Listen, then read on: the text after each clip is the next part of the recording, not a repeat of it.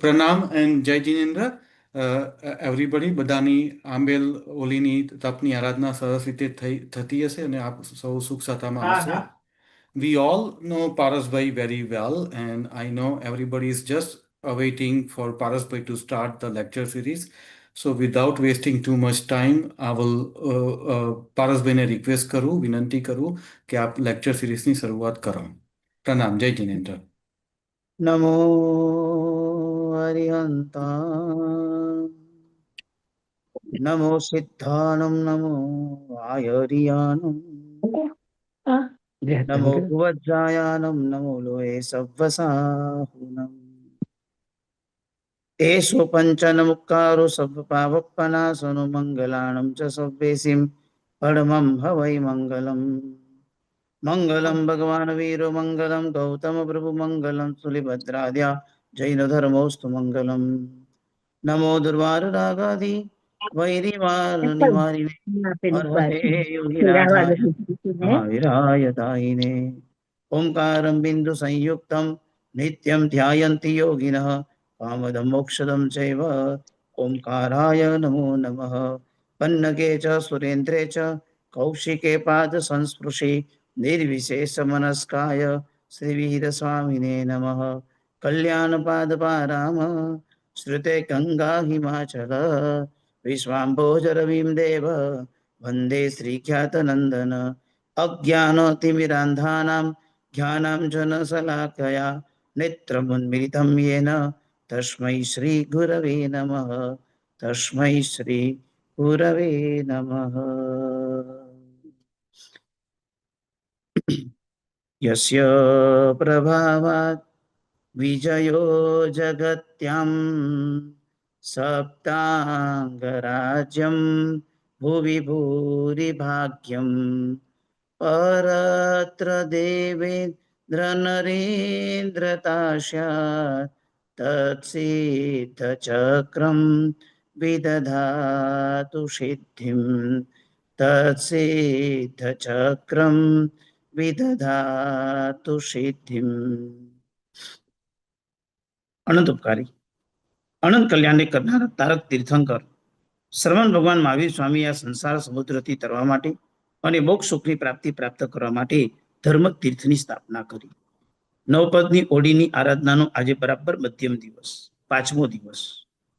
સાધુ પદની સુંદરતમ આરાધના. અત્યાર સુધી શિખર ચડતા હતા, આજે બરાબર શિખરે પહોંચી ગયા અને આવતીકાલથી હવે એ ગણતરીના દિવસો શરૂઆત થશે. પૂર્ણાંતિ તરફ આપણે આગળ વધશું. બરાબર મધ્ય સ્થાને પહોંચ્યા છે અને સાધુ પદની આરાધના આવે છે. સહાય કરે તે સાધુ, સાધના કરે તે સાધુ, સહન કરે તે સાધુ, ક્ષમતા રાખે તે સાધુ. સાધુની આજે ઓળખ લેવી છે. સાધુ કોણ? સાધના કરે તે સાધુ. કેવી કેવી સાધનાની આજે વાતો કરવી છે. સાધુ જીવનની શું મુખ્યતા છે એની આજે માર્મિક વાતો પર આપણે થોડોક પ્રયાસ કરશું. પ્રભુની આનંદ કૃપાથી ચાલી રહેલી આજની શ્રી યાત્રામાં બહુ અદ્ભુતતમ અને આનંદ સાથે આ નવપદની ઓડીને આરાધનાના તમામ તપસ્વીઓ સુખ સાતા રૂપે આરાધના કરી રહ્યા હશે. મુંબઈ જેવા ક્ષેત્રોને ભારતમાં તો ધર્મ આરાધના વિશેષ રૂપે હોય. ગઈકાલે ઘણા સંઘોમાં નાના બાળકોનું આંબિલ હતું. નાના બાળકોના આંબિલ માટેની વ્યવસ્થા માટે એક બાળકની બાજુમાં મમ્મી બેસી શકે એવી સુંદરતમ વ્યવસ્થા. બાળક જો 2 રોટલી પર 3જી રોટલી ખાય તો એને ગિફ્ટ આપવાની, આવી સુંદરતમ વ્યવસ્થાઓ. સંસ્કાર બી પડે, કોઈ ફરજિયાતની. બેસનાનું પચકાન કર્યું હોય તો પણ એલાવ, નૌકારસીનું પચકાન કરીને આવ્યો હોય તો પણ એલાવ. બાળક છે, બાળક કદાચ વાપરી શકે, કદાચ ન વાપરી શકે, રાત્રે ભૂખ લાગી શકે. રમતા રમતા 1-1.5 કલાક સુધી ચાલેલી આવી સરસ મજાની તપ યાત્રામાં અનેક ભાવિકો આનંદ અને હર્ષના વિભોષિત થયા.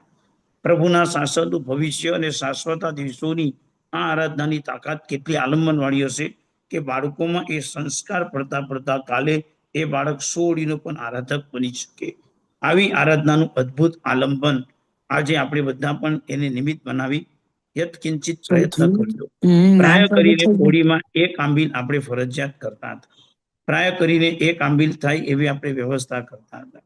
અને બસ એક ન, આમ તો આખી ઓળી કરે પણ ન થાય તો 1 આંબીલનો તો આગ્રહ રાખતા હતા. તબિયતની અનુકૂળતા હોય યથાશક્તિ પ્રયત્ન કરજો.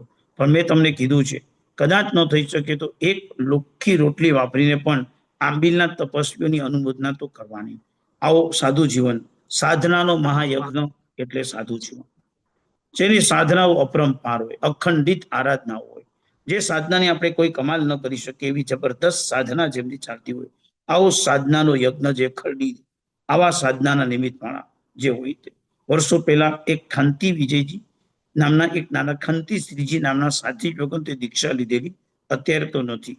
દીક્ષાના ચાલુ પ્રસંગની અંદર ઓગો આપતી વખતે અને નામકરણની વખતે એમને આપનારા ગુરુ એમને કીધું હતું, ખંતી શ્રીજી સાધીજી ભગવાન સંયમ જીવન લીધું છે એવી સાધના કરજો, અંતિમ ઘડીમાં શરીરમાં લોહી પણ બચવું ન જોઈએ એવી સાધના કરજો, કાયાની માયા તમે કાઢી દેજો.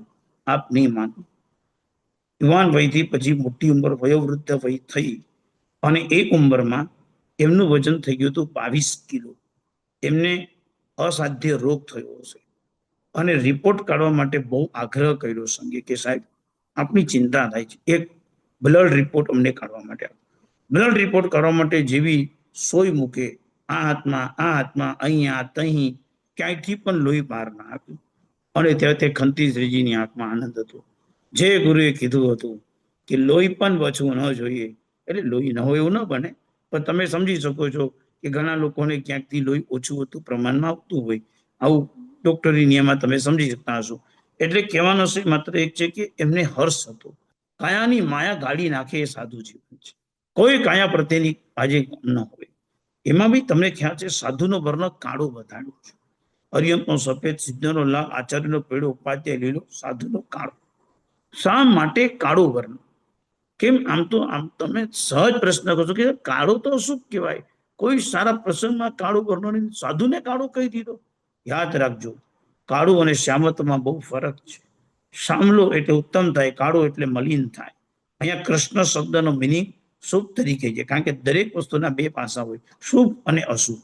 અહીંયા કાળો વર્ણ એટલા માટે છે કે સાધના કરવા દ્વારા કસાયો અને શરીરની કાયાને એટલી બધી ગાળી નાખે કે એટલો બધો શ્રમ લે, મજૂર માણસ જેમ શ્રમ લે અને એની સ્કીન કાઢી પડે.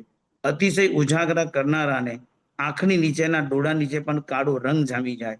એમ સાધુને કીધું છે, શરીર દ્વારા એટલો બધો શ્રમ લેવાનો, સાધના દ્વારા એટલો બધો શ્રમ લેવાનો, વ્યાયામ જ કરવા દ્વારા પણ એટલો બધો શ્રમ લેવાનો કે તમારા શરીરની સ્કીન પણ કાળી પડી જવી જોઈએ. અને એટલે મતલબ કે કાળી પડેલી સ્કીન. ધર્મ સંગ્રહ ગ્રંથની અંદર આચાર્યના શ્રમની વાત બતાવી છે કે આચાર્ય ભગવંતે કેટલો શ્રમ લેવાનો. તો ત્યાં પાછળનો જેને આપણે બરડો કહીએ, બરડો દુખે એટલો શ્રમ લેવાનો. અને તમને ફરજિયાત આરામ કરવા જવું પડે કે હવે શરીર થાક્યું છે. બરડો ન દુખે ત્યાં સુધી શાસનના કામ કરવાના, બરડો દુખે એટલે હવે આરામ ફરજિયાત કરવાનો. જો આચાર્ય ભગવાન માટે બરડો દુખવાની વાત બતાવી છે તો સાધુ માટેની વાત બતાવી છે કે સાધુ કેટલો શ્રમ લે, તો કે કાયાની આખી માયા ગાડી નાખે. વર્ષો પહેલાનું સંયમ જીવન એવું હતું. ઓક નિર્યુક્તિ નામના આગમની અંદર સંયમ જીવનની પ્રતિભા બતાવી છે કે વર્ષો પહેલા કેવું સંયમ પાડતા. તો કે આખા સાધુઓના 40, 50, 100, 150, 200, 300 ના ગ્રુપ સાથે રહેતા અને એ વખતે મહિનાનો એક વિહાર કરે. પહેલો વિહાર કરીને યોગ્ય જગ્યાએ રોકાઈ ગયા, પછી મહિનાનું સુધી ત્યારે, પછી મહિના પછી વિહાર કરે. 1 મહિનાથી વધારે પ્રાય કરીને ન રહે, સંજોગ રાખે જુદી વસ્તુ. અને વર્ષે 9 વિહાર કરે. 9 નવકલ્પી વિહાર, આવો શબ્દ તમને મળશે, નવકલ્પી વિહાર. વર્તમાનની વ્યવસ્થા જુદી છે. અત્યારે તો ઘણા બધા શાસનના કામ માટે ઘણા વિહાર કરવા પડે, પણ નવકલ્પી વિહારની વ્યવસ્થા હતી. અને એ નવકલ્પી વિહાર જ્યારે તેઓ કરતા, એ નવકલ્પી વિહારની જ્યારે ભૂમિકા સુધી પહોંચતા અને એ વખતના સમયે સાધુ જીવનને ગુરુદેવના પાસે રહેલા શિષ્યોને કેમ કયા ક્ષેત્રમાં લઈ જવું એના માટે વૃષભ સાધુઓ સર્વે કરવા નીકળતા. કયા સાધુઓ? વૃષભ સાધુઓ. અને સર્વે કરવા નીકળતા. સર્વે એટલે કેવું સર્વે કરે, સવાર બપોર સાંજ, કે આખો ગચ આવશે. એમાં કોઈ નાના હોય, કોઈ બાળ હોય, કોઈ તપસ્વી હોય, કોઈનું વ્યાવજ હોય, કોઈ જ્ઞાન હોય, કોઈને જોગ ચાલતા હોય, તો બધા પ્રાયોગ્ય નિર્દોષ ગોચરી મળે છે કે નથી મળતી એટલે જોવા માટે મહાત્માઓ પધારે. અને એને જોવા માટેના જે સર્વે કરે, આપણે વિચાર ન કરી શકીએ જે સર્વે લખ્યો છે. સવાર બપોર સાંજ 3 ટાઈમ ગોચરી, પાછું સંયમ જીવન તો પાડવાનું, વિહાર કરે.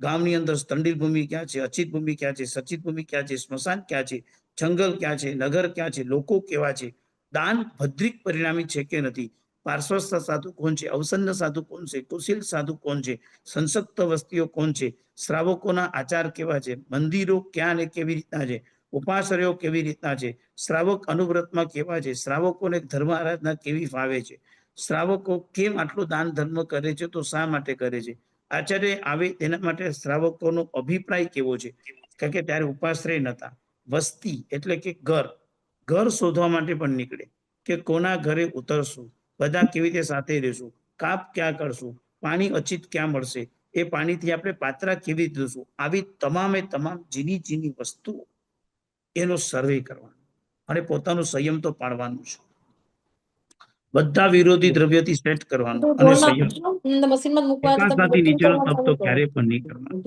આવી અદ્ભુત ભૂમિકાથી સાધના જીવન એવી વાત વિશ્વનો વિસ્મય એટલે કહેવાય છે કે સાધુ જીવન, આખા વિશ્વનો જે અદ્ભુત વિસ્મય જો કોઈ પણ હોય તો સાધુ.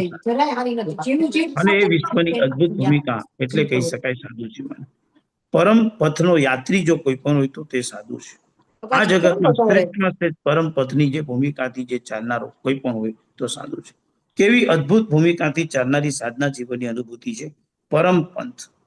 મારે મોક્ષ તરફ આગળ વધવું છે અને મોક્ષ તરફની યાત્રામાં આગળ વધનારો જે વ્યક્તિ તે યાત્રી. રત્નત્રયનું મંદિર, દર્શન, જ્ઞાન, ચારિત્ર, 3 રત્નનું જે મંદિર છે તે સાધુ જીવન છે.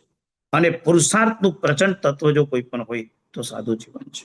એમના જેટલો પુરુષાર્થ આઈ થિંક સો મને નથી લાગતું કે આખા વર્લ્ડમાં કે આખા જૈન જગતમાં કે આખા ચૌધરમાં કોઈ કરતું હોય એવો અખંડ પુરુષાર્થ સાધુ જીવનમાં કરતા હોય છે. અને એટલા માટે જ તમને એક અધ્યાત્મ જગતની વાત કરું. આપણે ઊંડાણમાં એક તત્વ વિચારીએ કે અરિયન સિદ્ધ આચાર્ય ઉપાધ્યાય સાધુ અપચ પરમ પદ છે. અને આ 5 પરમ પ્રકારના તત્વને જગતના 5 કારણ સાથે જો સેટ કરવા માંગતા હોઈએ, ભવિતવ્યતા, કાળ, કર્મ, નિયતિ, પુરુષાર્થ, તો વિચારીએ તો કે આપણે અરિયંત પરમાત્મા વિચારીએ તો અરિયંત પરમાત્મામાં શું ઘટી શકે? બહુ ગંભીરતાથી પદાર્થ છે, થોડુંક અઘરું છે. 2-5 મિનિટ આપણે થોડીક તત્વની વાત કરીએ છીએ એટલે થોડુંક સમજવાની કોશિશ કરજો, ન સમજે તો છેલ્લે પ્રશ્ન પણ પૂછજો. અરિયંત માટે આપણે ઘટાડશું તથા ભવ્યત્વ નામનો સ્વભાવ. ચિંતનથી ઘટાડવાનું છે, આમાં કોઈ બંધબેસતી જોડાણની વાત નથી. જગતના કોઈ પણ કાર્ય થાય એમાં 5 કારણ હોય, તો આપણે અરિયંત પરમાત્મામાં કયું ઘટાડીએ તો કે તથા ભવ્યત્વનો સ્વભાવ. તથા ભવ્યત્વનો સ્વભાવ એટલે શું? તે પ્રકારે તે પ્રમાણે તીર્થંકર પદ પામવા પણ. એટલે શું? અરિયંત પરમાત્મા થઈને કેવળાન પામીને મુક્તિ સુખને પ્રાપ્ત કરવાનું. એનો મતલબ શું થયો કે તે રીતનું ભવ્યત્વ તેમનું ગણાયેલું છે. એ સ્વભાવ એ તમામે તમામ અરિયંતમાં છે. નિગોદથી ફિક્સ હોય છે કે આ તીર્થંકરનો આત્મા થશે એવું તથા ભવ્યત્વ એમનામાં પડેલું હોય છે. અને તથા ભવ્યત્વનો સ્વભાવ એટલે અરિયંત પરમાત્મા. તો આપણે સિદ્ધ ભગતમાં શું ઘટાડી શકીએ તો કે કાળ. એક સમય જ્યારે પાકે છે કે આત્મા જ્યારે બધા કર્મ ખપાવી મુક્તિ તરફ ચાલ્યો જાય છે, કાળનો પરિપાક થાય, આત્મા મોક્ષમાં પહોંચે છે. પણ જો કાળનો પરિપાકનો મિનિંગ ઊંધો નહીં પકડતા કે જો સાહેબ કાળ પાકે ત્યારે થવાનું આપણે અત્યારે પુરુષાર્થ કરીને જરૂર શું છે? કારણ કે સ્તવનની પંક્તિમાં લખ્યું છે કાળ લબ્ધિ મુજબ મતી કનો, ભાવ લબ્ધિ તુમ હાથે રે, લડથડ તું પણ ગજ બચ્ચું, ગાજે ગઈવર સાથે રે. ભગવાન મારી કાળ લબ્ધિ ભલે ગમે ત્યાં હોય મૂકો સાઈડ પર, મારી ભાવ લબ્ધિ તો તમારા હાથમાં છે. ગમે તેવું પણ ગજ બચ્ચું નાનું હોય, લથડતું હોય, પણ જો બધી માતાઓ અને ઘાતીઓ જો સાથે હોય તેનામાં એ તાકાત અને સુરાતન આવી જાય છે. મારા જીવનની અનુભૂતિ પણ આવી રહેશે પ્રભુ. હું ગમે તે પરિસ્થિતિમાં હોઉં પણ મને તમારી સાથેનો સંલગ્ન ભાવ અદ્ભુત રહેશે. હવે માનો કે આપણે ઘટાડ્યું તથા ભવ્યત્વનો સ્વભાવ એટલે કે સ્વભાવ નામનું કારણ અરિયંતમાં ઘટાડ્યું, બરાબર. નંબર 2 સિદ્ધમાં શું ઘટાડ્યું? કાળ ઘટાડ્યું, બરાબર. હવે આપણે આચાર્ય ભગવંત પાસે. આચાર્ય ભગવંતમાં શું ઘટી શકે તો કે ભવિતવ્યતા. જૈન શાસનને કઈ રીતે રૂપ આપવું, કઈ રીતે એને ઓતપ્રોત કરી દેવું, કેવી રીતે તે સંજોગોને કે મને તમને ભવિતવ્યતાની વ્યાખ્યા ખ્યાલ હશે. યદ ભાવ્યમ તદ ભવિષ્યતિ, જે થવાનું હોય તે થાય જ. એટલે આચાર્ય ભગવંતોને પણ ખ્યાલ છે કે જે રીતની અનુભૂતિ આપણે કરી શકતા હોય એ રીતે એ પોતે અનુભૂતિનું સ્તર કરી શકે. એ પોતે જૈન શાસનની અનુભૂતિને પોતાના હાથમાં લઈને ચલાવી શકે. આપ નહીં માનો કે કેવી રીતે આચાર્ય ભગવંતોના આત્મા સત્તા હશે એની આપણે વિચારણા કરવી હતી. આચાર્ય ભગવંત કોરોનાનો કાળ ચાલતો હતો અને અચાનક જ ભારતના વડાપ્રધાન શ્રી નરેન્દ્રભાઈ મોદીજી એમને આપણા એક શ્રાવક અને ગુરુદેવ રત્ન સુંદરસિંહ સાહેબને માટે એક મેસેજ મોકલાવ્યો. કોન્ફરન્સ કોલની અંદર શ્રાવક થકી કેવડાવ્યું, દેશ લોકડાઉન તરફ આગળ જઈ રહ્યો છે, તમારા જૈન સાધુની વ્યવસ્થા તમે કરી દો અને આ લાંબુ ચાલશે, એના માટે યોગ્ય વ્યવસ્થા કરવા માટે વિનમ્ર ભાવે વિનંતી છે. જાણતા હતા કે સાધુના આચાર વિહાર, ચાતુર્માસ, ઘર ઘર ગોચરી બધું ખબર છે. જેને જેને જે કેવું પડે એ દેશના વડાપ્રધાન તરીકે એમને એમની કર્તવ્યતાને નિષ્ઠાપૂર્વક તૈયારી. મારો શરૂ થઈ ગયો છે વિડીયો. અને એ વખતના મારું સમયે શરૂ થઈ ગયું છે. હા, એ વખતના સમયે 8 વાગે શરૂ થઈ ગયું લાગે. અત્યંત શનિવાર ગંભીરતાથી અને રવિવાર અત્યંત સરસ રીતે સહજતાથી કહી શકાય કે એટલી સરસ રીતે એમને પોતે વ્યવસ્થા કરવા માટેનો પ્લાન આપ્યો. એ વખતે તત્કાલીન આચાર્ય ભગવંતોની અંદર એક વ્યવસ્થા હોય, પ્રવર સમિતિ. 5 આચાર્યો વડીલ હોય એ જે નિર્ણય કરે એ સક્રશ્રી સંઘોએ માન્ય રાખવાનો. આજની તારીખમાં પણ આ પ્રવર સમિતિ, અને પ્રવર સમિતિએ તરત જ નિર્ણય કર્યો, કારણ કે તરત મેસેજ આવ્યો. મેસેજે પ્રવર સમિતિને પાસ ઓન કર્યો કે નિર્ણય કરવો બહુ જરૂરી છે. પહેલો નિર્ણય ત્યાં જ એમના હાથમાં ઓથોરિટી પર્સન કેવી સ્વરૂપ છે. શાસન કે છે સાધુ નિર્દોષ ગોચરી વાપરે, સાધુ વિહાર કરે, ચાતુર બધાનું ફિક્સ હતું. દરેકના ચોમાસા ગોઠવાયેલા હતા. મે મહિનો, માર્ચ મહિનો ચાલતો હતો, એટલે બધા જો વિહારમાં હતા, કોઈ પહોંચી શકે, કોઈ ગુજરાત, કોઈ મુંબઈ. અને ત્યારે તરત જ સંઘ જે વ્યવસ્થા કરે તે સાધુ ભગવંતોએ માન્ય રાખવી. ઘરે ઘરે બને ત્યાં સુધી ગોચરી જવું નહીં, સંઘની વ્યવસ્થાને ધ્યાન આપવું, અને જે જ્યાં છો ત્યાં થંભી જાઓ, ચાતુર્માસ ત્યાં જ કરવાનો આગ્રહ રાખો, એડજસ્ટ થઈ જાઓ. દરેક સંઘોને પણ પત્ર મૂક્યો કે દરેક સાધુ સાધુજી ભગવંતને તે રીતે સાચવી લેજો. એટલી સરસ વ્યવસ્થા. 5 આચાર્યની સહી, એક ગંભીર કાગળ. શું જૈન શાસનનો ઓતપ્રોત ભાવ. આખી સાધુ જીવનની. શ્રાવકો મૂંઝાય, સાહેબ મંદિરો બંધ થઈ ગયા, વગર પૂજાય કેમ ચાલશે? તમારા ઘરે જે પ્રભુ છે એ પ્રભુના 18 એ પ્રભુના તમે રોજ અષ્ટપ્રકારની પૂજા કરો, તમારો ભાવ અખંડ રાખો. આપણને કલ્પના ન થઈ શકે આવી સ્વરૂપની તાકાત. હા, ભવિતવ્યતા તો લઈએ ઉપાધ્યાય, તો ઉપાધ્યાયમાં છે કર્મ. કર્મ એટલે કઈ રીતે? કારણ કે જ્ઞાનની પાસે જે બેઠો હોય ને એ માણસ કર્મ તોડી શકે. બોલીએ છે ને, નાની શ્વાસો શ્વાસમાં કરે કર્મનો છે, પૂર્વ કોડી વર્ષા લગે અજ્ઞાને કરે તે. એટલે કર્મને તોડવાની જો તાકાતને સેટ કરીએ ઉપાધ્યાય. તો સાધુ માટે શું સંગત થઈ શકે? તો સાધુ માટે સંગત થઈ શકે છે પુરુષાર્થ. પ્રચંડ પુરુષાર્થ જો કોઈ પણ કરતા હોય તો સાધુ સાધ્વીજી ભગવંતો જબરદસ્ત પુરુષાર્થ કરે છે. રાત દિવસ ઉગ્ર વિહાર કરે છે, મહાત્માની વ્યાવજ ભક્તિ કરે છે, રોજ અખંડ 5 પ્રહર, 4 પ્રહર, 3 પ્રહર સ્વાધ્યાય કરે છે, અભ્યાસ કરે છે, દર્શન, જ્ઞાન, ચારિત્ર, તપ, વીર્ય, 3 ટાઈમ ગોચરી. મુંબઈ જેવા ક્ષેત્રો, એની અંદર તો ટાવર છે, આમ જગ્યા જ નથી, આમ જ જગ્યા છે. 15મા માળે, 20મા માળે, 25મા માળે 5 બિલ્ડિંગ ભરીને આવે. સાધુગંધે ખાલી સહજતાથી પૂછે કે સાહેબ આપ કેટલા વાગે પધારતા હશો? આપ સાહેબ કેટલા માળા જે ગોચરી છે એને પધાર્યા હશો? સાહેબજી કે આમાં 5 માળ, આમાં 7 માળ, આમાં 11 માળ, આમાં 13 માળ, 60-70 માળ તો રોજ અમે ચડીને આવ્યા છે, અને 70 માળે ચડીને અમે આવ્યા એટલે અમે લોકો આજે આટલી ગોચરી પણ વ્યવસ્થિત કરી શક્યા છે. આટલા ભૂમિકાને આટલા ભાવ સાથે આરાધનાનું આલંબન લઈને ચાલનારા જો કોઈ પણ હોય તો તે સાધુ જીવનની ભૂમિકા છે. પુણ્યનું સ્નાન એટલે સાધુ ભગવાન. એક ભૂમિકાને વિચારીએ કે કઈ રીતે એ એક સ્નાનની અંદર પણ સાધુ પદને પ્રાપ્ત કરી શકે. અર્યન પરમાત્મા એ પુણ્ય સ્નાન છે, કારણ કે પુણ્યનો અર્થ છે પવિત્ર. એ અર્યન પરમાત્માનો સંપર્ક થતાની સાથે પુણ્યનો ભાવ એકદમ ઉત્કૃષ્ટપણે વધી શકે. સિદ્ધ ભગવાન છે અમૃત સ્નાન, કારણ કે અમૃત એટલા માટે કે જન્મ જરા મરણથી તેઓ રહી ચૂક્યા છે, અમર થઈ ગયા છે, એટલે અમૃત સ્નાન કહી શકાય. આચાર્ય છે સૂર્ય સ્નાન, કારણ કે સૂર્ય નમસ્કાર જે કરે એટલે પરાક્રમ વધે. સૂર્ય નમસ્કાર કરનાર વ્યક્તિ સૂર્ય આવતાની સાથે જાગૃત બને. આચારગંધ પધારે એટલે બધો વીર્યોલ્લાસ જાગૃત થઈ જાય. ગઈકાલ સુધી હતું નતું હોય, આજે બધું હતું થઈ જાય, કારણ કે આચાર્ય શ્રી ગંધ પધાર્યા છે, અરે એલર્ટ અને એકદમ અવેરનેસ આવી જાય. ઉપાધ્યાય છે શ્રુત સરિતા સમાન. કેમ? તો કે જ્ઞાન, બસ જ્ઞાનમાં ડૂબી જાઓ, જ્ઞાનમાં ડૂબી જાઓ ને જ્ઞાનમય બની જાઓ. તો સાધુ કોણ છે? ગંગા સ્નાન. સાધુને કેમ ગંગા સ્નાન કીધું? સાધુના દર્શનથી, ગંગા નદીને નાવાથી જેમ લોકો એમ માને છે કે અમે મેલ ધોઈ નાખ્યો, અને એ લોકોની માન્યતા છે કે જેમ મેલ ધોવાઈ ગયો, આપણે એ કલ્પના કરીએ કે સાધુનામ દર્શનમ પુણ્યમ. જેને પોતાના આંખોથી સાધુના દર્શન કર્યા એના કર્મો મેલ ધોવાઈ ગયા. ગંગા સ્નાન સમાન સાધુ જીવન છે. ગંગા સ્નાન સમાન સાધુ જીવનની ગંભીર વાતને લેતા આજે મારે એક બહુ સરસ ગંભીર વાત કરવી છે. વાત થોડી ગંભીર છે, પણ એને બહુ મર્મથી સમજો. આપણે સાચા ખોટાનો વિવેક કે સાચા ખોટાની હમણાં કોઈ વિચારણા નથી કરવી, પણ જીવનમાં એક વસ્તુ ધ્યાન રાખજો, ક્યારેય પણ સાધુ સાધ્વીજી ભગવંતની નિંદા કરતા નહીં. કારણ કે જે લોકો સાધુ સાધ્વીજી ભગવંતની નિંદા કરે છે તેને આ જ ભાવમાં કર્મના વિપાક બહુ કડવા ભોગવવા પડે છે, અને એની સંપત્તિ દવા દારૂમાં પાણીની અને રેલમ છેલી જેમ જાય છે, અથવા ધંધામાં ફસાઈ જાય છે. આપ કોઈ કરતું જ નથી. મને તો આપના પર 100% વિશ્વાસ છે. છતાં બી રખેને અત્યારની મીડિયાના માધ્યમથી એટલી બધી નિંદાઓ ક્યાંક કશે સંભળાતી હોય, જોવાતી હોય, વંચાતી હોય. આત્માને બચાવી દેજો, આત્માને બચાવો. કારણ કે આંખ બંધ કરીને વિચાર કરજો કે જેમને સંસાર છોડવા માટેનો એક વખત પણ વિચાર કર્યો છે, જેને એ વિચાર આપણે કરી શકીએ છીએ. આફત તો આપણને પણ છે, તકલીફ તો આપણને પણ છે, પણ આપણને દુઃખનો સ્વીકાર કરવાની કે આ સંયમ જીવન લેવાની ભાવના ક્યારે પ્રગટી ખરી, ક્યારે બી આવી ખરી. નોટબંધી થઈ હતી ઇન્ડિયામાં, શું પરિસ્થિતિ હતી મને મારી આંખ સામે ખબર છે. 8મી નવેમ્બર 8 વાગે રાત્રે મોદી સાહેબે જાહેરાત કર્યું, 9મી તારીખે ખીચામાં ખાલી 140 રૂપિયા હતા.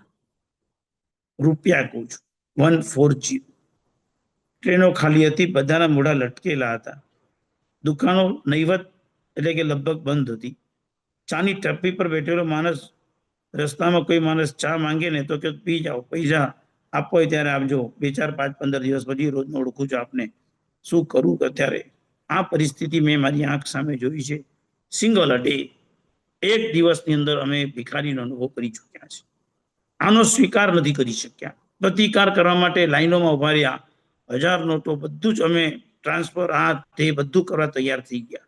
પણ કહેવાનો છે માત્ર એક છે કે આવા પરિસ્થિતિમાં દુઃખનો સ્વીકાર ન કરી શક્યા. સાધુ હસતા હતા. કોરોના કાળમાં અખંડ સાધના અદભુત કરી, કેટલી બુકો લખીને કેટલી ઓડિયો કરી દીધી. સાધુ હસતા હતા નોટબંધી વખતે, કારણ કે જેની પાસે કંચન કામિની ન હતું, જેની પાસે કોઈ સંપત્તિ ન હતી, કારણ કે સાધુ જીવનની મસ્તી હતી એમની પાસે. આવા સાધુની ક્યારે પણ મજા જિંદગીમાં નહીં કરતા. નિંદા એટલી ભયંકર છે, અને મારી આંખ સામે હું તો સતત સાધુ સાધ્વીઓને ભણાવવાનો શ્રી જૈન શાસને મને લાભ આપ્યો છે.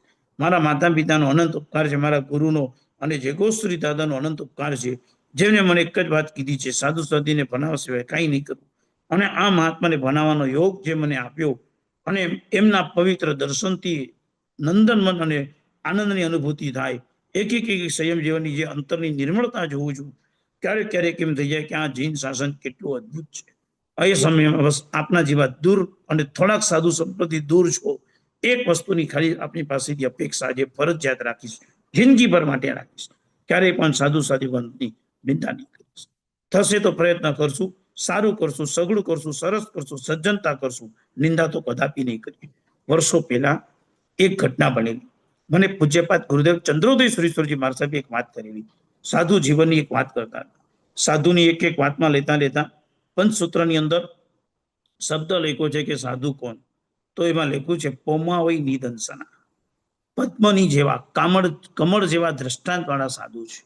જેમ સરોવરમાં એક કમળ ઉગે, કાદવમાં એક કમળ ઉગે, પણ કાદવને ક્યારે સ્પર્શ ન કરે, કાદવથી હંમેશા દૂર રહે, કાદવથી હંમેશા અલિપ્ત રહે, એમ સાધુ પુષ્કર કમલના પત્ર જેવું છે. કાદવ સંસારના કાદવમાં જન્મ્યો છે, પરિવાર રૂપી કિચડની અંદર જન્મ્યો છે, સ્વજનોની સાથે રહેલો છે, છતાં બી અડગો છે. નીકળી જાય છે કાળ પાકતાની સાથે, ઘરેથી સંમતિ મળતાની સાથે, અથવા પોતાના આત્માની સંવેદના માટે નીકળી જાય છે અને આત્મકલ્યાણ સાધી રહે છે. વર્ષો પહેલા અમદાવાદમાં એક વરસાદ પડેલો, કન્ટિન્યુ પ્રાય કરીને 3-4 દિવસ વરસાદ હતો. પાણી એટલા સખત ભરાઈ ગયા હતા. ત્યારે અમદાવાદમાં પાંજરાપોળનું એક દેરાસર કહેવાય છે, અને વહેલી સવારે ચોથા દિવસે 4:45 વાગે થોડોક વરસાદ રોકાયો હતો, અને અંધારે તો હતું, એટલે ગમે ત્યારે પાછું થઈ શકે. આચાર્ય સાધુ ચાલો જલ્દી દેરાસર દર્શન કરીને આવી જઈએ, કારણ કે દર્શન વિના પ્રાય કરીને વપરાતું નથી, એટલે દર્શન થઈ જાય એવા આશયથી ફટાફટ વહેલા નીકળ્યા. અને ત્યારે એ અમદાવાદના શેરીમાં મોરી એટલે નાની ગટર કહેવાય એવી ગટરો હતી. ગટરની પાસે હાથ રાખીને એક માણસ ફાટેલા કપડામાં, ધ્રુજતા શરીરમાં, ભીના શરીરમાં, લાંબા વાળ વાળો ગટર પાસે આંગળી હાથ રાખીને બેઠો હતો. અને મગના દાના આવતા હતા ગટરમાંથી એ બાળકામાં ભેગા કરતો હતો. મગ અને ચોખાના દાના ગટરમાંથી ભેગા કરનાર હાથ રાખીને ધ્રુતના શરીરવાળી હાલત જોઈને ચંદ્રોદયશ્વરી મહારાજે પૂછ્યું, દોસ્ત બહુ ભૂખ્યો લાગે? હા સાહેબ, 3 દિવસ વરસાદ, કાંઈ કપડા બી જોશે, કેટલો ભીનો થઈ ગયો તું? હા સાહેબ, માંદું પડી જઈશ. દોસ્ત એક વાત કહું, તને સારા કપડા બી આપીશ, સારું જમવાનું પણ આપીશ. એક કામ કરીશ. ત્યારે ભિખારીએ ત્યાં બેઠા બેઠા આચાર્યને રોકડો જવાબ આપ્યો છે, બાબુ બનવાની વાત કરતા હોય તો ચાલ્યા જાઓ, મારો ટાઈમ નહીં બગાડ. આ સંસારમાં અને એના કીચડમાં આપણી પરિસ્થિતિ આ છે. નહીં છોડી શકીએ. વિચાર વિચાર ખાલી લાવ્યો હતો, વિચાર, વાતો નહીં, વિચાર. હા, લેવા જેવું છે. જેને ઉપદાન કર્યા હોય ને એને ખ્યાલ આવે કે ઉપદાન કર્યા પછી એટલો ફીલ થાય કે સંયમ ઇઝી છે, ખાલી ડિસિઝન હાર્ડ છે. શું કહું છું? मैं क्या बोल रहा हूँ? संयम इजी है, डिसीजन ही हार्ड है. लेने का, क्योंकि वन वे है ना, जाके वापिस नहीं आ सकते. वो सबसे डरावना है. साधु जीवनની ભૂમિકા કેટલી અદ્ભુત છે, કેટલી અદ્ભુત છે.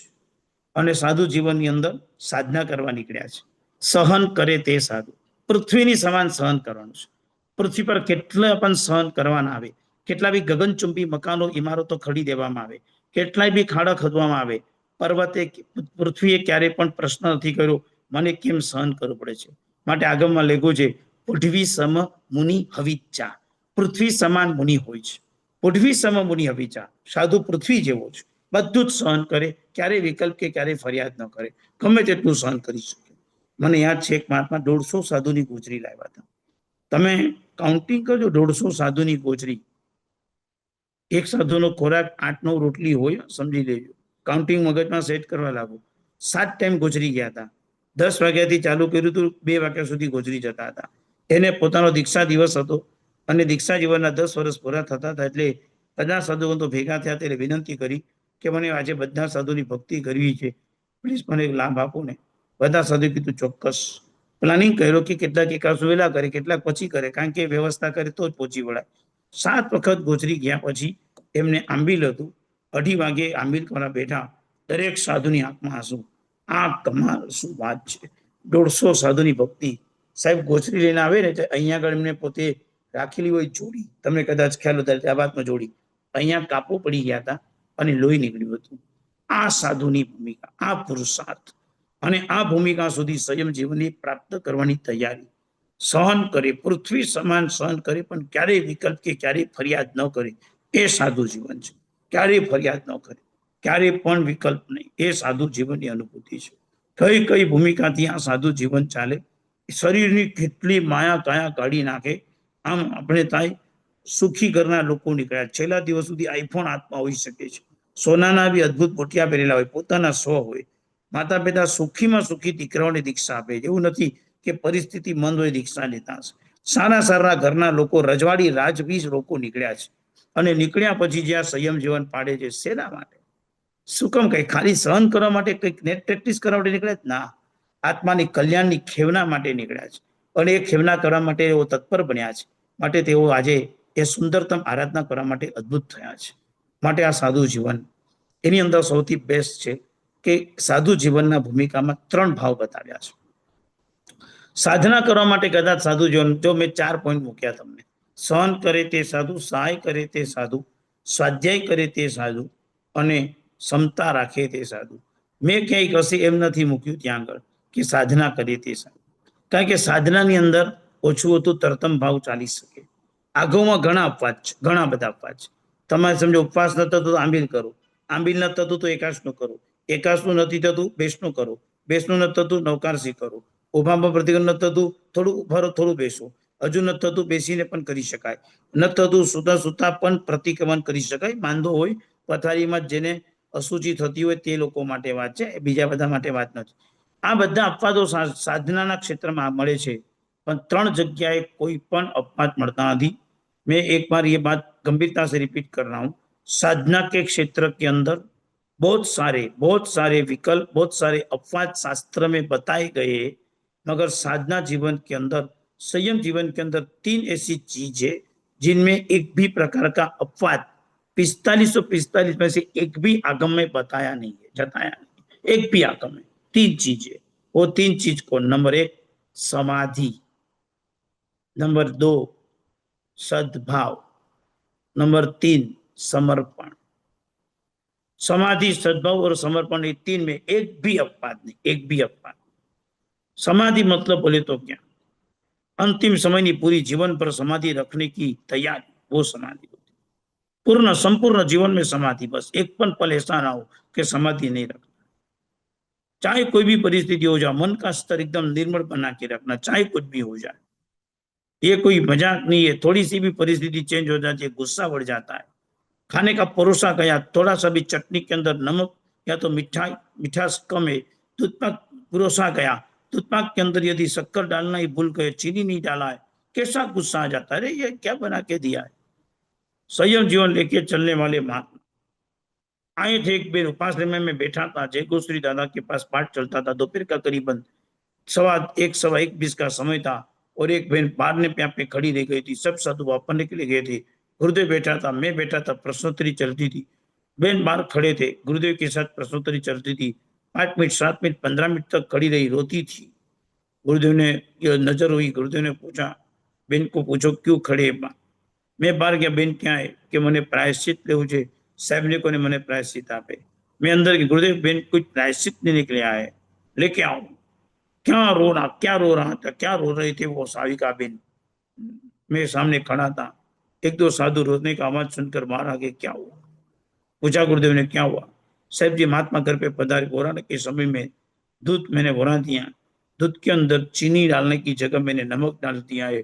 बहुत मैंने सर गुरुदेव आप महात्मा को पहले वो वापरने के लिए मना कर दो, मैं नहीं समझ पाऊंगा। जब मैं घर पे बैठी और दूध जैसे मैंने इतना खारा हो चुका था, डालना था गुरु शक्कर, बाजू में 2 बरनी थी, नमक डाल दिया, मैं क्या करूं गुरुजी, मुझे प्रायश्चित हो रहा था। साधु भगवान साમે गुरुदेव इशारो કર્યો, માંડલીમાં પતી ગયું છે, કોઈ વિકલ્પ નહીં, ખારું દૂધ પતી ગયું છે, બેન તમને કોઈ પ્રાયશ્ચિત નથી। નહીં સાહેબ માફ કરો, મને આપો ને આપો પ્રાયશ્ચિત, મારાથી સહન નહીં થાય। બેન તમે ઉત્તમ ભક્તિ કરો છો, તમને કોઈ પ્રાયશ્ચિત નથી। સાધુ જીવનની આ તો મજા છે, જે મળે તે, જેવું મળે તે, જ્યારે મળે તે, અને જે પરિસ્થિતિમાં મળે એનો પ્રેમથી સ્વીકાર કરીને નિર્દોષથી સાધુ જીવન પાલન કરતા હો। જે બેન રડે, પછી ગુરુદેવે એક નાનું પ્રાયશ્ચિત આપ્યું। બેન કે જે ગુરુદેવ આપ ઉદારતા રાખી મને નાનું પ્રાયશ્ચિત આપો છો, પણ મને માફ નહીં મળે, અને બેનનો પશ્ચાતાપ જોયો છે। એક શ્રાવિકા બેનથી તેની અનુભૂતિ કલ્પના તો થઈ શકે કે શું હોઈ શકે છે। નમો લોહી સર્વ સૌનમ પદની ભૂમિકામાં યાદ રાખજો, સાધુ જીવનને મજબૂત કરવાનું કામ આપણા જેવા શ્રાવક શ્રાવિકાઓનું છે, એ ક્યારેય પણ ભૂલતા નહીં। સાધુ ભલે આજે હું એમને ઉપમા આપી દઉં, પસંત ગંભીરાશયા, પ્રશાંત અને ગંભીર આશયવાળા સાધુ છે। સાવજ જોગ વિરયા, સાવધ યોગથી અટકેલા સાધુ ભગવાન છે। આ બધા સાધુ પદની અનુભૂતિ છે। એટલે લખ્યું છે પૂજા સંગ્રહમાં, સાધુ સુધાતે આત્મા, શું મુંડે શું લોચે। સાધુ તો એ છે, એને શું મુંડે ને શું લોચે, કારણ કે એની સાથે કાંઈ નથી, એ તો અલિપ્ત છે, નિર્મળ છે, એમને કાંઈ જોઈતું નથી। પરંતુ સાધુ જીવનને ટકાવી રાખવાનું ઉત્કૃષ્ટ કામ જો કોઈ પણ કરવાનું છે તો આપણા જેવા શ્રાવક અને શ્રાવિકાઓએ કરવાનું છે। માટે તો શ્રાદ્ધ વિધિ નામના ગ્રંથમાં શ્રાવક માટે લખ્યું છે। શ્રાવક કોણ છે? તો કે સાધુના માટે માતા પિતા સમાન સાધુ છે। આપણને ભગવાન સાધુ જીવનના માતા પિતા બનાવ્યા છે। કેમ માતા પિતા બનાવ્યા? તો કે દીકરાનું બધું જ ધ્યાન માતા પિતા રાખે, બધું જ સાર સંભાળ કરે, ન વાપરતો તો વપરાવે, આંખ સામે ઉભા રહે, સાહેબ વાપરવું પડશે, આમ કરવું પડશે સાહેબ, તમે કેમ ના વાપરો। આ ભૂમિકાનો ભાવ આ માતા પિતામાં હોય। આવા શ્રાવક શ્રાવિકાઓ હોય કે સાધુ ભગવાનની બધી જ ચિંતા કરે, બધી જ રીતે ધ્યાન રાખે। સાધુ જીવન, સાધુ નીકળ્યા છે પોતાની સાધના માટે, છતાં સાધનામાં ક્યાંક વિવેક ચુકાય, સાધના કરતા કરતા ક્યાંક શરીર સાથ ના આપે, સાધના કરતા કરતા ક્યાંક અટકી જવાય, તો તે વખતના સમયની અંદર સાધુની મજબૂત તાકાત શ્રાવક શ્રાવિકાઓના હાથમાં હોય છે। શ્રાવક કરતા પણ શ્રાવિકા બહેનોના હાથમાં હોય છે। વર્ષો પહેલાની એક સત્ય ઘટના છે। ઉના પાસે અજારા તમે કદાચ સાંભળ્યો હશે, સોરઠમાં આવેલા આ મજાના પ્રાચીન તીર્થો છે। અને ઉના અજારામાં ઉના ગામની અંદર આપણા જૈન શાસનના સૌથી મોટા અને બહુ અદ્ભુત એવા હીરસુરી દાદા બિરાજિત હતા। હું તમને કદાચ આ 400 વર્ષ જૂની વાત કરું છું। પાલનપુરના આ મહાપુરુષ જગતગુરુ હીરસુરી મહારાજ, જેને અકબરને પ્રતિબોધ કર્યો હતો, એ ઉના ગામમાં હતા। અને અચાનક અષાઢ મહિનામાં ત્યાં કેરી પાકી ગઈ।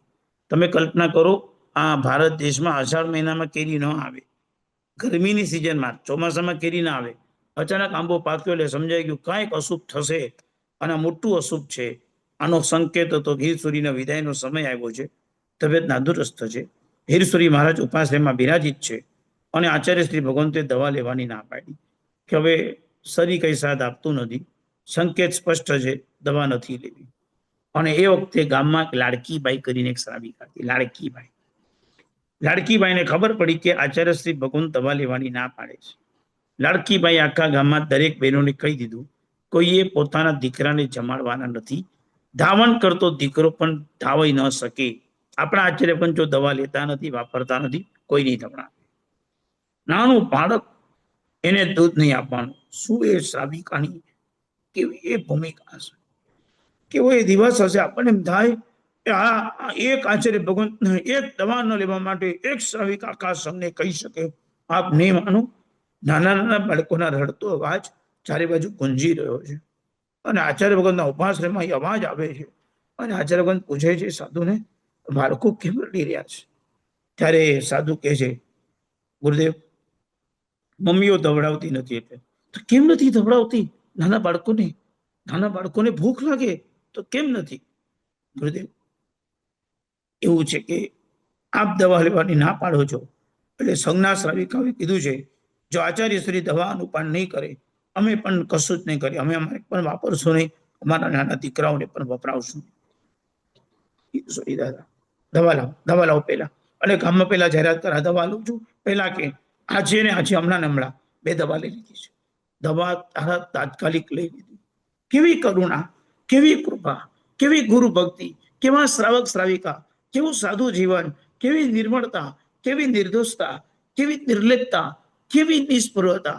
શરીર પ્રત્યે મમત્વ ઘટાડીને બેઠેલા વિશિષ્ટ જ્ઞાની પુરુષ, 3000 સાધુના ગુરુ, અકબરને પ્રતિબોધ કરી શકે એટલી બધી જબરદસ્ત સાધના છે.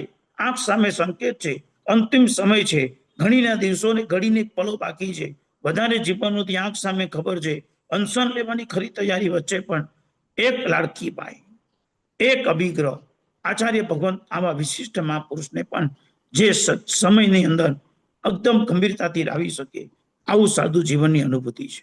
માટે તો પંચસૂત્રમાં સાધુની ઓળખ આપી છે, પ્રસંત ગંભીર આશય. જે પ્રશાંત છે અને ગંભીર આશય वाला जो कोई પણ હોય તો તે સાધુ છે. प्रशांत भी और गंभीर आशय दोनों चीज जिनके पास है, जो भीतर में एकदम प्रशांत है और जिनका आशय एकदम गंभीर है, गुप्त और गंभीर आशय से चल रहा है, बोलते नहीं, जताते नहीं, दुख बताते नहीं, कभी दुख को बात वर्णन नहीं करते, कभी अपने परिवार के साथ भी संयम जीवन का दुख नहीं, आनंद और अनुभूति की बात करता है, ताकि वो है, सच है. शरीर की माया जब टूट जाती है, जब संबंध पैसों से छूट जाता है, स्वजनों के प्रति लागणी कम हो जाती है, आत्मखेवना की भावना जब जग जाती है, फिर अंदर से जो प्राप्त होता है वो अद्भुत ही अद्भुत होता है. इसमें कोई फर्क नहीं होता. અને એના માટે પહેલું ક્ષેત્ર બતાવ્યું. 3 ચીજમાં કોઈ અપવાદ નહીં. પહેલું બતાવું છું સદભાવ. સંયમ જીવનની અંદર એમ આપણા શ્રાવક જીવનમાં બી સદભાવનું ક્ષેત્ર બહુ મહત્વનું. સદભાવ એટલે શું? તમે જેની સાથે રહો છો, જેની સાથે તમારો સંબંધ ચાલે છે, જેની સાથે તમે રહો છો, એની સાથે તમારે ક્યારેય પણ દુર્ભાવ નહીં કરવો. જો ભાઈ વાસન હશે તો ખકડશે. તમે સાથે રહો છો એટલે નાની મોટી વાતચીત તો આમ તેમ થવાની. પણ સંયમ જીવનની અંદર મકાનમાં બેઠા બેઠા સાધુ ભગવાનની અનુભૂતિ એટલી હાઈટ પર જાય, પાસે રહેલા સાધુ સાધુગણનો સદભાવ આટલા ટોપ પર ચાલતો. ઘણી વખત મહાત્માને મેં જોયું છે, અરે શું તમને કલ્પના કરું, નાના પાઠમાં રત્નભાનુ વિજયજી મહારાજ બીજા માળના ઉપરના પાઠની અંદર અભ્યાસ ચાલતો હતો. ચાલુ પાઠની અંદર ગચ્છાધિપતિ જેગોશ્રી દાદાએ દૂધનો પાત્રું પાણી મોટા સાધુ પાસેથી મોકલાવ્યું. ચાલુ પાઠમાં દૂધ કોના માટે? મહાત્મા માટે. કે હમણાં વાપરવાનું કીધું છે ચાલુ પાઠમાં, પાઠ રોકાવી દીધો. એમને તરત ચાલુ પાઠની અંદર સાહેબે વપરાયું, મહાત્મા લઈને આવ્યા હતા પાત્રું, લૂનું બધે વપરાઈ ગયું. સાહેબ તમને કઈ તકલીફ છે? તો કે ના, તમે દૂધ કે જે બી કે દ્રવ્ય મંગાવ્યું કેમ? તો કે ગચ્છે સાહેબે મોકલાવ્યું. કેમ મોકલાવ્યું તમને? તો કે ભણું છે એટલે યાદ કરી મોકલાવ્યું છે. હા, કેટલો સદભાવ જાગી જાય, કેવો સદભાવ જાગી જાય. અને એ સાધુ ભગવંતે ગુરુના પ્રત્યેક વચનોમાં એના 45 આગમ વગર ભને બધા આવડી ગયા. 45 આગમ જાતે વગર ભને ખોલવા લાગે. કારણ કે ગુરુદેવની એટલી બધી કૃપા એમને પોતે પ્રાપ્ત કરી. આંખ સામે આ મહાત્માઓ આંખ સામે છે. કેવી કેવી રીતે સાદું જીવન, અને એ સાદું જીવનમાં શું સદભાવ છે. જોયું છે મકાનની અંદર અભ્યાસ ચાલતો હોય અને મકાનની અંદર બધા સાધુ ભગવંતો અભ્યાસ કરતા હતા, ત્યારે એક વડીલ સાધુ ભગવંત જે અભ્યાસ નતા કરતા, બધા સાધુઓને એકાંશનું ચાલતું, તો તેઓ 9-10 વાગે એકાંશનું કરી લેતા અને 11:30 વાગે બધા વાપરતા હોય ત્યારે હું જરાક બેઠો આરામ ચાલતો તો મારી પાસે આવીને ગાથા લેતા. એટલે મેં સાહેબ તમારે એકાંશનું નથી? તો કે મારે બી એકાંશનું છે, તો હું વહેલું કરી લઉં છું. તો કેમ વહેલું કરો છો? કે એક વસ્તુ છે કે બહુ ભણી શકતો નથી. આ બધા સદુગંતો ભણે છે, બધા એકાંશનું કરે છે, બધા વાપરવા માટે બેઠા હોય અને કદાચ કોઈને કઈ વસ્તુ જરૂર પડે, ગોચરી તો આવી ગઈ હોય, પણ જેને અમારે વધઘટ કહેવાય, કે કંઈક ઓછું પડે કે કંઈ જોઈતું કરતું હોય તો મંગાવે કોની પાસે? તો કોઈક એક સાધુ ફ્રી હોય તો એ લોકો કહી શકે ને. એટલે મેં એમને કીધું છે હું ભણી શકતો નથી, તમે આટલું બધું ભણો છો તો કમસે કમ તમે મને લાભ આપજો ને. એટલે હું એકાંશનું પણ મારે કરવું છે, એટલે હું વહેલું એકાંશનું કરું છું અને હું આ ટાઈમે ફ્રી રહું છું. એટલે મને છતાં બી કે લાભ નથી મળતો. 2-3 દિવસે એકાદ વસ્તુ માટે મને ન છૂટકે લોકો મોકલે છે, નજીકમાંથી જ લાવવાનું હોય, લાવીને મને આવી ભક્તિનો લાભ મળે છે. શું 4 મહિના સુધી કન્ટિન્યુ મેં આ જોયું, 4 મહિના સુધી એકાંશના તો એકાંશના, પણ શું સદભાવનું ક્ષેત્ર, પર ગજુતા, બસ કોઈના માટે દુર્ભાવ નહીં, કોઈ કાંઈ બી વિચારે પણ સદભાવ સદભાવ સદભાવ, પોઝિટિવ એપ્રોચ. અને એટલું સરસ, હું છે ને ક્યારેક ક્યારેક મજાક પણ કરું. 3-4 મહાત્મા ભણતા હોય ને, તો મહાત્મા ભણવા માટે ને એકાદ મહાત્મા કદાચ લેટ આવ્યા હોય તો એમને કહું કે સાહેબ તમારો વિષય જતો રહ્યો, આ 3 મહાત્માએ કીધું પાઠ આગળ ચલાવો, એમ પૂછ્યું બી હોય અને કે ચલાવો, એમને વાત થશે, પાઠ આગળ ચાલો. પછી એમને કહું હાથે કરી કે તમે આમ તેમ ગેરહાજર થયા હતા, તમે પાઠ ચલાવ્યા, મહાત્માએ આ પાડી, જો આ મહાત્માઓ તમને ભણાવવાની ઈચ્છા નથી કરતા. આવી પરીક્ષા ક્યારેક ક્યારેક લઉં, વિધિન સેકન્ડનો જવાબ મને, એમાં શું થઈ? એવું કોઈ દિવસ ન વિચારે, તમે વિચારો છો. બાકી એમના જ આશીર્વાદથી અને એમના બધા વડીલોની કૃપાથી બધું આવડી જશે. ક્યારે બી મેં જોયું નથી આ દિન સુધી, 25 years સ્ટીલ, કે તમે મારી રાહ કેમ ના જોઈ. મેં આ શબ્દ જ નથી સાંભળ્યો, આ શબ્દ જ નથી સાંભળ્યો. અને ક્યારેક ક્યારેક મને એમ થાય કે આ કાળમાં આ, અને સાહેબ 2-4 ગાથા જતી રહી હોય, 2-4 ટીકા જતી રહી હોય, લિંક પકડતા અઘરી પડે, છતાં બી મોઢા પર રેખા પણ નથી ફરકતી. સાથે જ ભણે છે, એક સાથે નથી આવ્યો તો કાંઈ નહીં, કે આ જીવન જ આપણે અનુભવ્યું નથી કોઈ દિવસ. આપણા વિના મીટિંગ પણ ચાલુ ન થાય, આપણી રાહ જોવાય, આપણે લેટ તો આપણે પૂછે ને આપણને એમ કે 5 મિનિટ આવે છે, ચલો રાહ જોઈએ. આપણી તો વેલ્યુ હોય બધી જગ્યાએ, તો શું સાધુની વેલ્યુ નથી? વેલ્યુ તો છે. છતાં બી કેવો સદભાવ છે કે તમે મને પૂછ્યા વિના પાઠ કેમ ચાલુ કર્યો? તમે 5 મિનિટ મારી રાહ જોઈ શકતા નતા? હું ગુરુની સેવામાં તો ગયો, તો તમે મારા માટે એટલું ન કરી શકો? આજ દિન સુધી મેં સાંભળી નથી, આજ દિન સુધી. કેવું સરસ નિર્મળ જીવન છે. એની 5 ગાથા જતી રહી, પાછી અપેક્ષા પણ નથી રાખતો કે મારા માટે 5 ગાથા શોર્ટમાં રિપીટ કરો, નેવર. આ તો ઠીક છે, આપણે ભણાવતો એટલે આપણે એક લિંક પકડાય એટલે 5 મિનિટમાં 2 મિનિટમાં એનું બ્રીફ આપી દઈએ કે આવો વિષય ચાલે છે, એટલે શું આગળની લિંક પકડાય. પણ મને એમ થાય કે કેવું સદભાવ, અને આપણો સંસાર કેટલો બધો સદભાવનો અભાવ, દુર્ભાવ દુર્ભાવ દુર્ભાવ. ક્યાં સંયમ જીવન, સદભાવ સદભાવ સદભાવ. નંબર 2 સમર્પણ.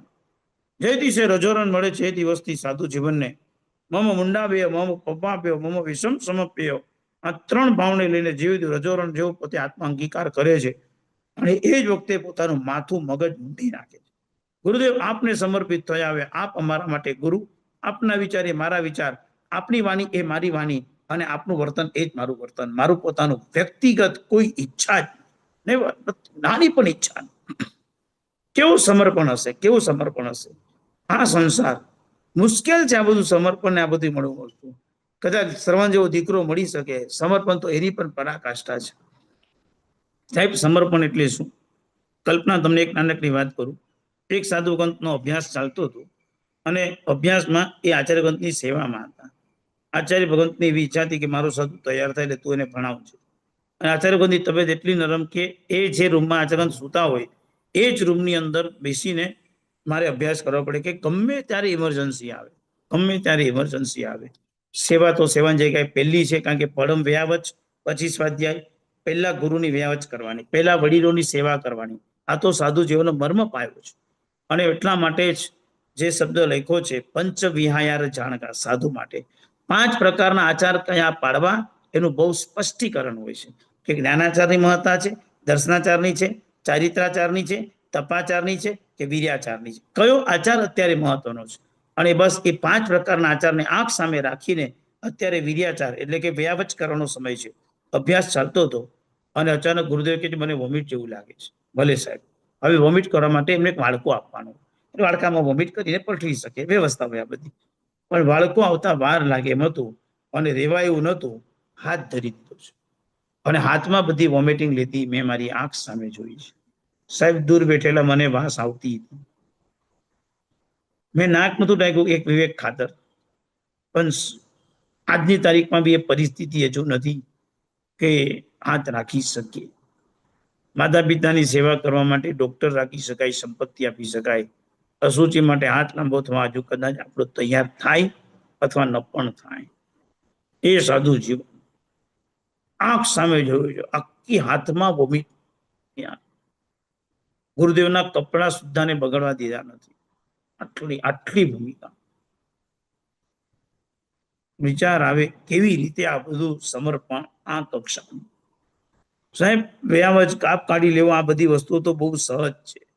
આ તો બહુ નાના એક્ઝામ્પલ આપું છું, કારણ કે મને વડીલો ખાલી 1.25 કલાક જ બોલવા માટે આપ્યો છે. 700 કલાક ઓછા પડે. વર્તમાન કાળના એટલા દ્રષ્ટાંતો સાધુ જીવનના, 13,000 સાધુ ભગવંતો આજે આપણી પાસે, 13,000. શું એક સાધુના ઇતિહાસો છે, એક સાધુ શું તીર્થ છે, એક સાધુ વર્ણન કરી એટલું ઓછું છે. એ સાધુ જીવન, આ સાધુ જીવનની એ મહેફિલ, જે એમની મસ્તી છે, શું એમનો આનંદ છે. મુક્ત અવસ્થાથી માંડીને દીક્ષા લે દિવસથી માંડીને દીક્ષા અંતિમ શ્વાસ સુધી શું અંતરનો આનંદ, શું અંદરની પ્રસન્નતા. માટે તો લખ્યું છે પસંત ગંભીરાશયા, જે પ્રશાંત છે અને ગંભીર આશય વાળા છે, જેમને સમજી જ નથી શકાય આપણને કે સાધુ જીવનની મજા શું છે, સાધુ જીવનનો અંતરનો આનંદ કેટલો છે, સાધુ જીવનની અંદરની ભૂમિકા કેટલી અદભુત છે. આ સાધુ જીવનની પરાકાષ્ઠા અને એ સાધુ જીવન પ્રત્યે આજનો સાધુ જીવન પદની આરાધનાનો દિવસ. નંબર 1 જે ફર્સ્ટ મેં बताया सद्भाव का क्षेत्र, नंबर 2 समर्पण का क्षेत्र. क्या समर्पण था? गौतम स्वामी का समर्पण आपको आंखों के सामने, भगवान महावीर स्वामी के शिष्य होने के नाते क्या समर्पण की बात लगा दी थी. भगवान के पास खड़ा रहना, केवल ज्ञान छोड़ने के लिए तैयार, प्रभु को छोड़ने के लिए तैयार नहीं, ये गौतम स्वामी. ये साधु जीवन की महफिल और मजा. નેમિસુરી દાદાના વખતમાં એમના શિષ્ય હતા ઉદયસુરી મહારાજ, ત્યારે ઉદય વિજયજી હતા, એમની સેવા કરતા. અને સેવામાં ગમે ત્યારે રાત્રે ગુરુના મુખમાંથી ઉદય આટલો શબ્દ નીકળે, એટલે ઉદય વિજયજી હતા ત્યારે એ હાજર જી સાહેબ. રાતના 1, 1:30, 2 વાગ્યાના સમયમાં નેમિસુરી દાદા ઊંઘમાં પડખું ફેરવતા, ઉદય બામ લાવતો. બાજુમાં ઉદયસુરી ઉભા થઈ ગયા, ઉદય વિજયજી બામ લઈને ઉભા રહી ગયા. ગુરુદેવના નસ્કોરા ચાલુ થઈ ગયા છે. એટલી હું અને તમે આપણે એટલા તો બુદ્ધિશાળી ખરી ને કે આ નસ્કોરા બોલાય છે એટલે ઊંઘી ગયા છે. 2 આપણી પાસે પ્રોજેક્ટ રેડી છે. A કાં તો જગાડી પૂછે સાહેબ આમ ક્યાં લગાવવું છે, B કાં તો મૂકી દો પાછો ઉઠાડશે તો હું ક્યાં ડિસ્ટર્બ કરી. રાઈટ, આપણે તો આ 2 ભૂમિકામાં સેટ છીએ અને મારી પાસે તો આ બુદ્ધિ ક્લિયર જ છે કે ભાઈ બીજા ઊંઘી જાય તો આપણે થોડી ઉભા રહેવાનું હોય. એટલે જ આપણે દીક્ષા નથી લઈ શક્યા, એટલા માટે જ. અને આ જો સંયમ જીવનની અનુભૂતિ. ઉદય વિજયજી ઉભા રહી ગયા, 2, 2:30, 3, 3, 4, 4, 4, 4, 4, 5. ગુરુદેવ જાગ્યા. ઉદય કેમ અહીંયા આવો છો? ગુરુદેવ બામ. મારે કઈ બામ ન જોઈતું, જા પ્રતિકોણ ચાલુ કરો. કોઈ પ્રૂફ નહીં. તમે માંગ્યું તું એટલે ઉભો છું તો તમારે વિચારી માંગુ છે. ઊંઘમાં બોલો છો તમે લો ને પછી લાવ્યો છું 3 કલાકથી ઉભો છું, એક પણ શું થાય. અને શું ગુરુ કૃપા મેળવી ઉદયસુરીભાઈના. 2 આંખ ચાલી ગઈ હતી સમજણ પછી. પણ દેરાસરની અંદર આમ દિવાલને આમ હાથ લગાડી દે અને દેરાસરમાં હાથ લગાડીને આમ ફરતા જાય. દેરાસરમાં કેટલા દોષો છે કહી દે કે આટલા દોષો રેલા જ, આટલું ચેન્જ કરી નાખો. આ ગુરુ કૃપાએ પ્રાપ્ત કરેલો પરિણામ. અને 3જા નંબરની અંદર મુકાયેલું છે સમાધિ. જેની પાસે સમાધિ છે જીતી ગયો. અંતિમ સમય બગડ્યો, બધું બગડી ગયું. બસ અંતિમ સમય બગડવો ન જોઈએ. સાધુ જીવનમાં દરેક પલમાં સમાધિ મહત્વની છે. ચાહે એક્સિડન્ટ થઈ જાય, ચાહે કંઈ પણ થઈ જાય, છેલ્લા પરિણામ પણ કેવા હોય. હમણાં જ મણિલક્ષ્મી તીર્થના દિનેશભાઈ પરિવાર વગેરે બધા છે જે એમની દીકરી હતી કાજલ કરીને, શ્રુતનિધિ શ્રીજી સાધી યોગન. શું નિર્મળ આત્મા હતો, તમને હું શું કહું. કસાઈ કરતા જ ન જોઈએ આત્માને. મેં કોઈ દિવસ કસાય નહીં. મેં તો મુમુક્ષ અવસ્થાથી એમને જોયા હતા. એમને તો ટ્રેનિંગ ચાલેલી મુમુક્ષ અવસ્થાથી. અરે ઉપાશ્રયમાંથી દીક્ષાર્થી અવસ્થામાં એના કેટલા ભારે ભરખમ કપડા, આખો થેલો જ ચોરાઈ ગયો. એના કપડા તો બોલ, એમના મુખાકૃતિ પર કાંઈ ફરક નતો. ઘરે ખાલી પપ્પાને ફોન કર્યો કે પપ્પા મારા આવી રીતે થેલો જતો રહે, બીજા કપડા મોકલાવો. 4-5 કલાક પછી કપડા આવ્યા. પૂજા નથી કરી તો વાપર્યું નહીં. બોલો, કાંઈ ફરિયાદ નહીં, કાંઈ. ચલો જોવા જવું, ઉત્પાદ કર્યો, મુક્ત અવસ્થામાં પરિણામ, જે અત્યારે મારી પાસે નથી. અને એટલું નહીં, જ્યારે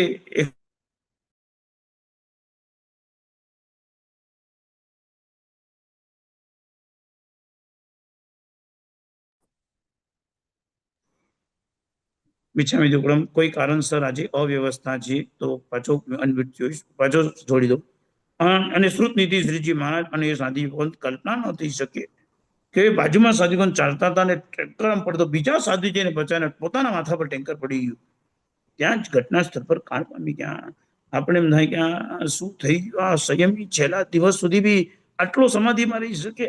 સ્વાર્થ જ ન આવે કે કેટલી ઘટનાઓ આપણી આંખ સામે બને છે આમ જીવંતતાની અંદર. ને ઠીક છે, વ્યવસ્થા અવ્યવસ્થા થાય, કોઈ મહાત્મા કાઢવા મેં કઈ મજાની વાત નથી, પણ વાત એ મુદ્દા પર કરું છું કે આ નિર્મળતા, આટલી બધી પરગજુતા, આટલી બધી પરાર્થ વ્યસનિતા, આ કેવા આત્માઓ ધરતી પર અત્યારે આપણી વચ્ચે છે કે આપણે એમ થાય કે આ કુંડલીઓ જ આપણી સાથે સેટ ન થાય. અને આવી મજાની મહેફિલ મસ્તીઓ જે કરતા હોય, કલ્પનાતીત આપણે વિચારી ન શકીએ. પૂજ્ય બાદ ગુરુદેવ ઉદયવલ્લભ શ્રી માસે પાસે હમણાં જવાનું થયું હતું. એનઆરએ લોકો ઉપધાન કરવા માટે આવ્યા હતા, અમેરિકાથી, ઓસ્ટ્રેલિયાથી, ઘણાથી આવ્યા હતા. અને ગુરુદેવનું જે વિઝન, ગુરુદેવની જે ભૂમિકા, જે વાત, જે એમની પોતાની વ્યાખ્યાન શક્તિ, જે એમને પોતાને વિચાર્યું કે આ દૂરથી આવ્યા છે એટલે એ લોકોને માટે કેવી રીતે અનુરૂપ થવું અને કેવું પ્લાન કરીએ. આપણે ખાલી એમ થાય કે આચાર્ય, સાધુ, આ ભગવંત, આ બધાની જીવનમાં, અને ઇંગ્લિશ બધાને આવડતું હતું એટલે એટલું બધું અનુકૂળ રહ્યું બધાને. અને એવા ઇંગ્લિશ તે લોકો ઓતપ્રોત કરીને બધાને શાસનના સાચા મહારથી બનાવ્યા. આ સંયમ જીવનની મજા. એનાથી પણ આગળ વધીને એક વાત કહેવા માંગુ છું. ચારિત્ર એટલે શું? તો ચારિત્રનો અર્થ એમ બતાવ્યો છે કે તમે આ જગતમાં પ્રેમ જો કોઈને નહીં આપી શક્યા તો એમ સમજી લેજો કે મોક્ષ નથી આપવો. પ્રેમ એટલે કેવો? હું રાગની વાત નથી કરતો, પ્રેમની વાત કરું છું. જ્યાં સ્વાર્થ હોય ત્યાં રાગ હોય, જ્યાં નિષ્કામ અને નિસ્વાર્થ હોય ત્યાં પ્રેમ હોય. જગતના તમામે તમામ જીવો સાથે વાત્સલ્ય ભાવ ફિઝિકલ ટુ પ્રેમ. અને જેમ જ્ઞાન પંચમીની આરાધનાની આપણે મુખ્યતા કરી છે જ્ઞાન માટેની, કે જ્ઞાન પંચ એટલે જ્ઞાન, 5 કથા કરવાની, 51 કથા કરવાની, જ્ઞાન ભણવાનું. પણ આચાર્ય સૂત્રમાં લખ્યું છે ચારિત્રનો સાર શું છે? તો લખ્યું છે ઉપસમ. ઉપસમ બોલે તો પ્રેમ. મૌન્ય કર્મ ખપાવી નાખો, એ મેન છે. જગતના જીવોને પ્રેમ આપો. સાધુ આ જ કામ કરે છે. જગતના તમામ જીવોની સાથે સમભાવમાં રહી પ્રેમ આપે છે. કમટે ધર્મેન્દ્રિય ચ પ્રભુ સ્તુલ્ય મનો. કમટ આવે કે ધરેન્દ્ર આવે, પોતપોતાના ઉચિત કર્મને કરતા હોય તો એ પ્રભુની સમદ્રષ્ટિ છે. સમદ્રષ્ટિથી પ્રભુ ચાલે છે. ભગવાન મહાવીર સ્વામીની સાધના કરીને એક ગંભીર વાત આવે છે. પ્રભુ વિહાર કરતા કરતા જતા હતા, ગંડકી નદી ઉતર્યા પ્રભુ, અને જેવા નાવિકે ભાડું માંગ્યું કે સાહેબ ભાડું આપો. ભગવાન મહાવીર સ્વામીનું જીવન ચરિત્ર, સાધુ જીવન. પ્રભુ પ્રસન્નતાથી ઉભા રહી ગયા. ભાડું નથી, પૈસા સાધુ રાખતો નથી, કોઈ ખુલાસો નહીં. ગંડકી નદીની પાસે ભયંકર તાપની વચ્ચે રેતીમાં બેસાડી દીધા ભગવાન મહાવીર સ્વામીને. રેતી તપે છે, ભગવાનની આખી બોડી તપે છે, છતાં એટલી જ પ્રસન્નતાથી ભગવાન બેઠા છે. અડધો કલાકની અંદર બીજી એક નાવડી આવી. એ નાવડીમાં ભગવાનનો ભત્રીજો આવ્યો, સંસારી પક્ષે ભત્રીજો થાય.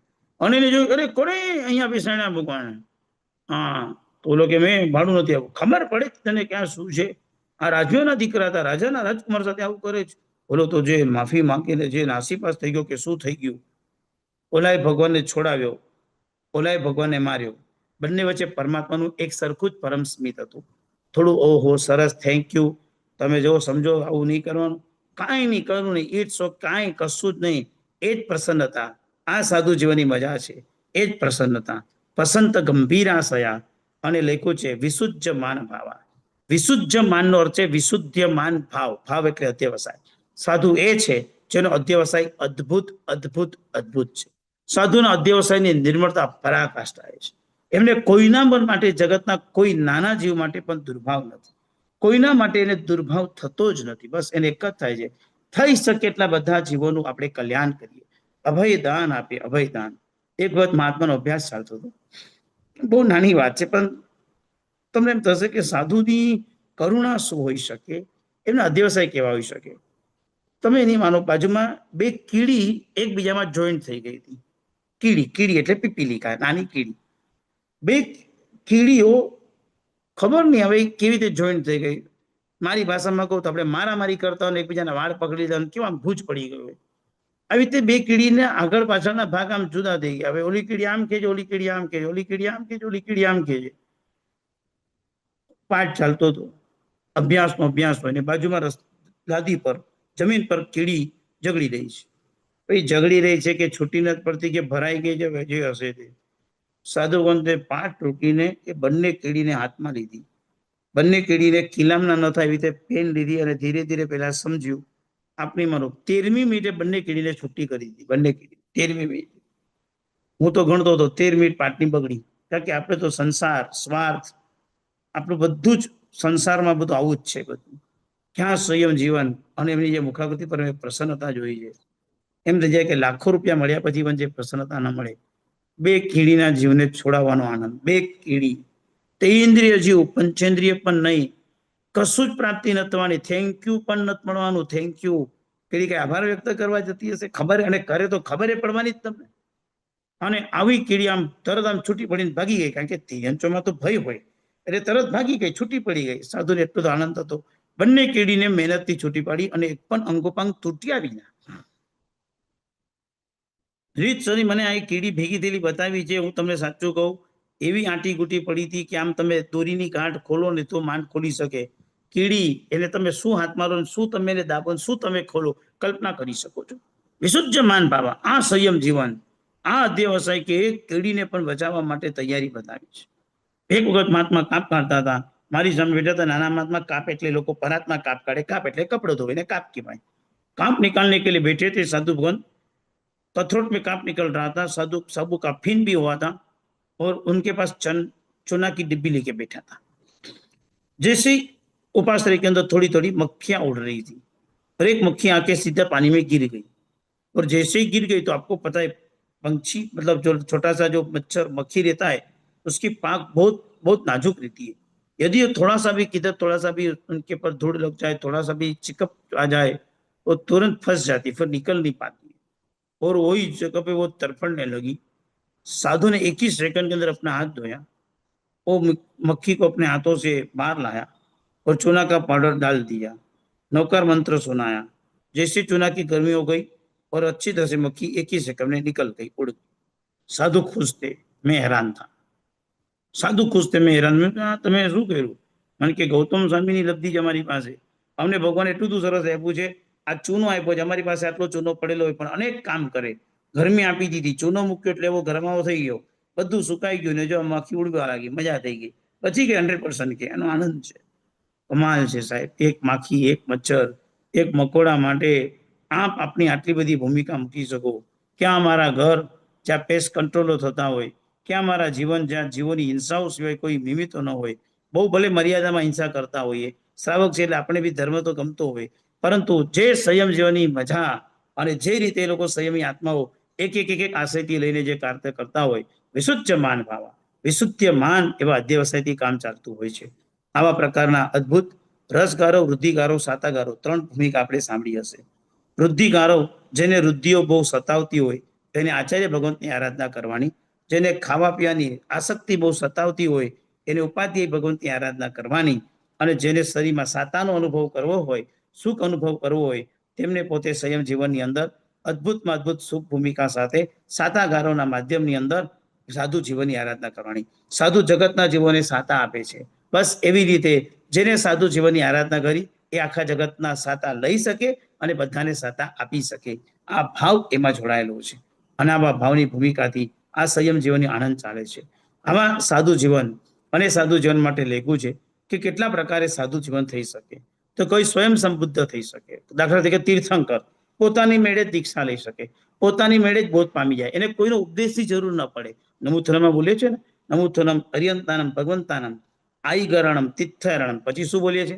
સ્વયં સંબુદ્ધાણમ. સ્વયં પોતાની મેળે જે બોધ પામ્યા છે. એ माने ये क्या हुआ कि तीर्थंकर खुद स्वयं संबुद्ध मतलब अपने खुद के हिसाब से वो दीक्षा लेते, खुद ही समझ जाते. नंबर 2 देव प्रतिबोधित दीक्षा. बनी શકે કે કોઈ દેવ તમને મળવા આવે, કોરોના કાળમાં ઘણા લોકો મૃત્યુ પામ્યા છે. કોક તો દેવ થયું હશે ને કોઈ દેવ આવીને આપણને કે બહુ ખરાબ પરિસ્થિતિ હતી કોરોનામાં, તું નીકળી જા, સંસાર છોડ, આપણને પ્રતિબોધ કરે. આપ નહીં માનો. આપે વલ્લભીપુર જોયું છે? વલ્લભીપુર પાલિતાનાની પાસે આવે છે. કદાચ અત્યારે સાંભળનારા ઘણા શ્રાવકમાંથી કોક શ્રાવક વલ્લભીપુરના પણ હશે. વલ્લભીપુરની અંદર 500 આચાર્યની સભા છે. આખી એનું આખું મસ્ત ગોઠવેલું છે. 500 આચાર્ય, 13 વર્ષ સુધી 500 આચાર્ય અને સેંકડો સાધુઓ ત્યાં રહ્યા હતા અને ભગવાનનું જ્ઞાન, શ્રુત જ્ઞાન લખવાનો પ્લાનિંગ થયો હતો. 500 આચાર્ય, 13 વર્ષ, કન્ટિન્યુ 13 યર્સ. એમાં વચ્ચે કોણ છે? કેન્દ્રમાં કોણ છે? તો કે દેવર્ધી ગણી, સમાક્ષરમાં. દેવર્ધી ગણી એટલે બધા આચાર્યોના વડીલ. એ વખતે સમયમાં આગમમાં ગણી એટલે આચાર્ય કહેવાતું.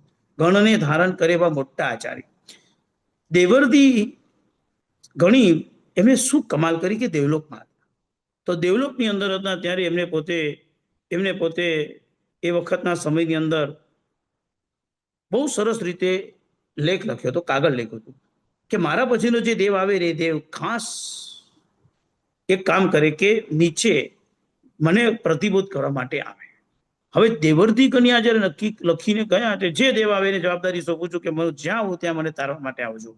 અને એની પછી જે દેવ આવ્યા એને વિચાર્યું કે મારી આગળના દેવે મને આ જવાબદારી સોંપી છે, મારે એને પ્રતિબોધ કરવા જવું પડે. આપ નહીં માનો એ સંસારમાં ડૂબેલા હતા.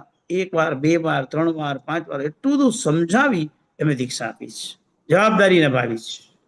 વ્હીલ આવા બનાવવાના છે, આવા વ્હીલ હોય આપણા કે મારા આત્માનું કલ્યાણ થાય. બસ કેવું કલ્યાણ કર્યું. પરભવમાં દેવલોકમાંથી મનુષ્ય લોકમાં આવીને કલ્યાણ થયું, દીક્ષા લીધી.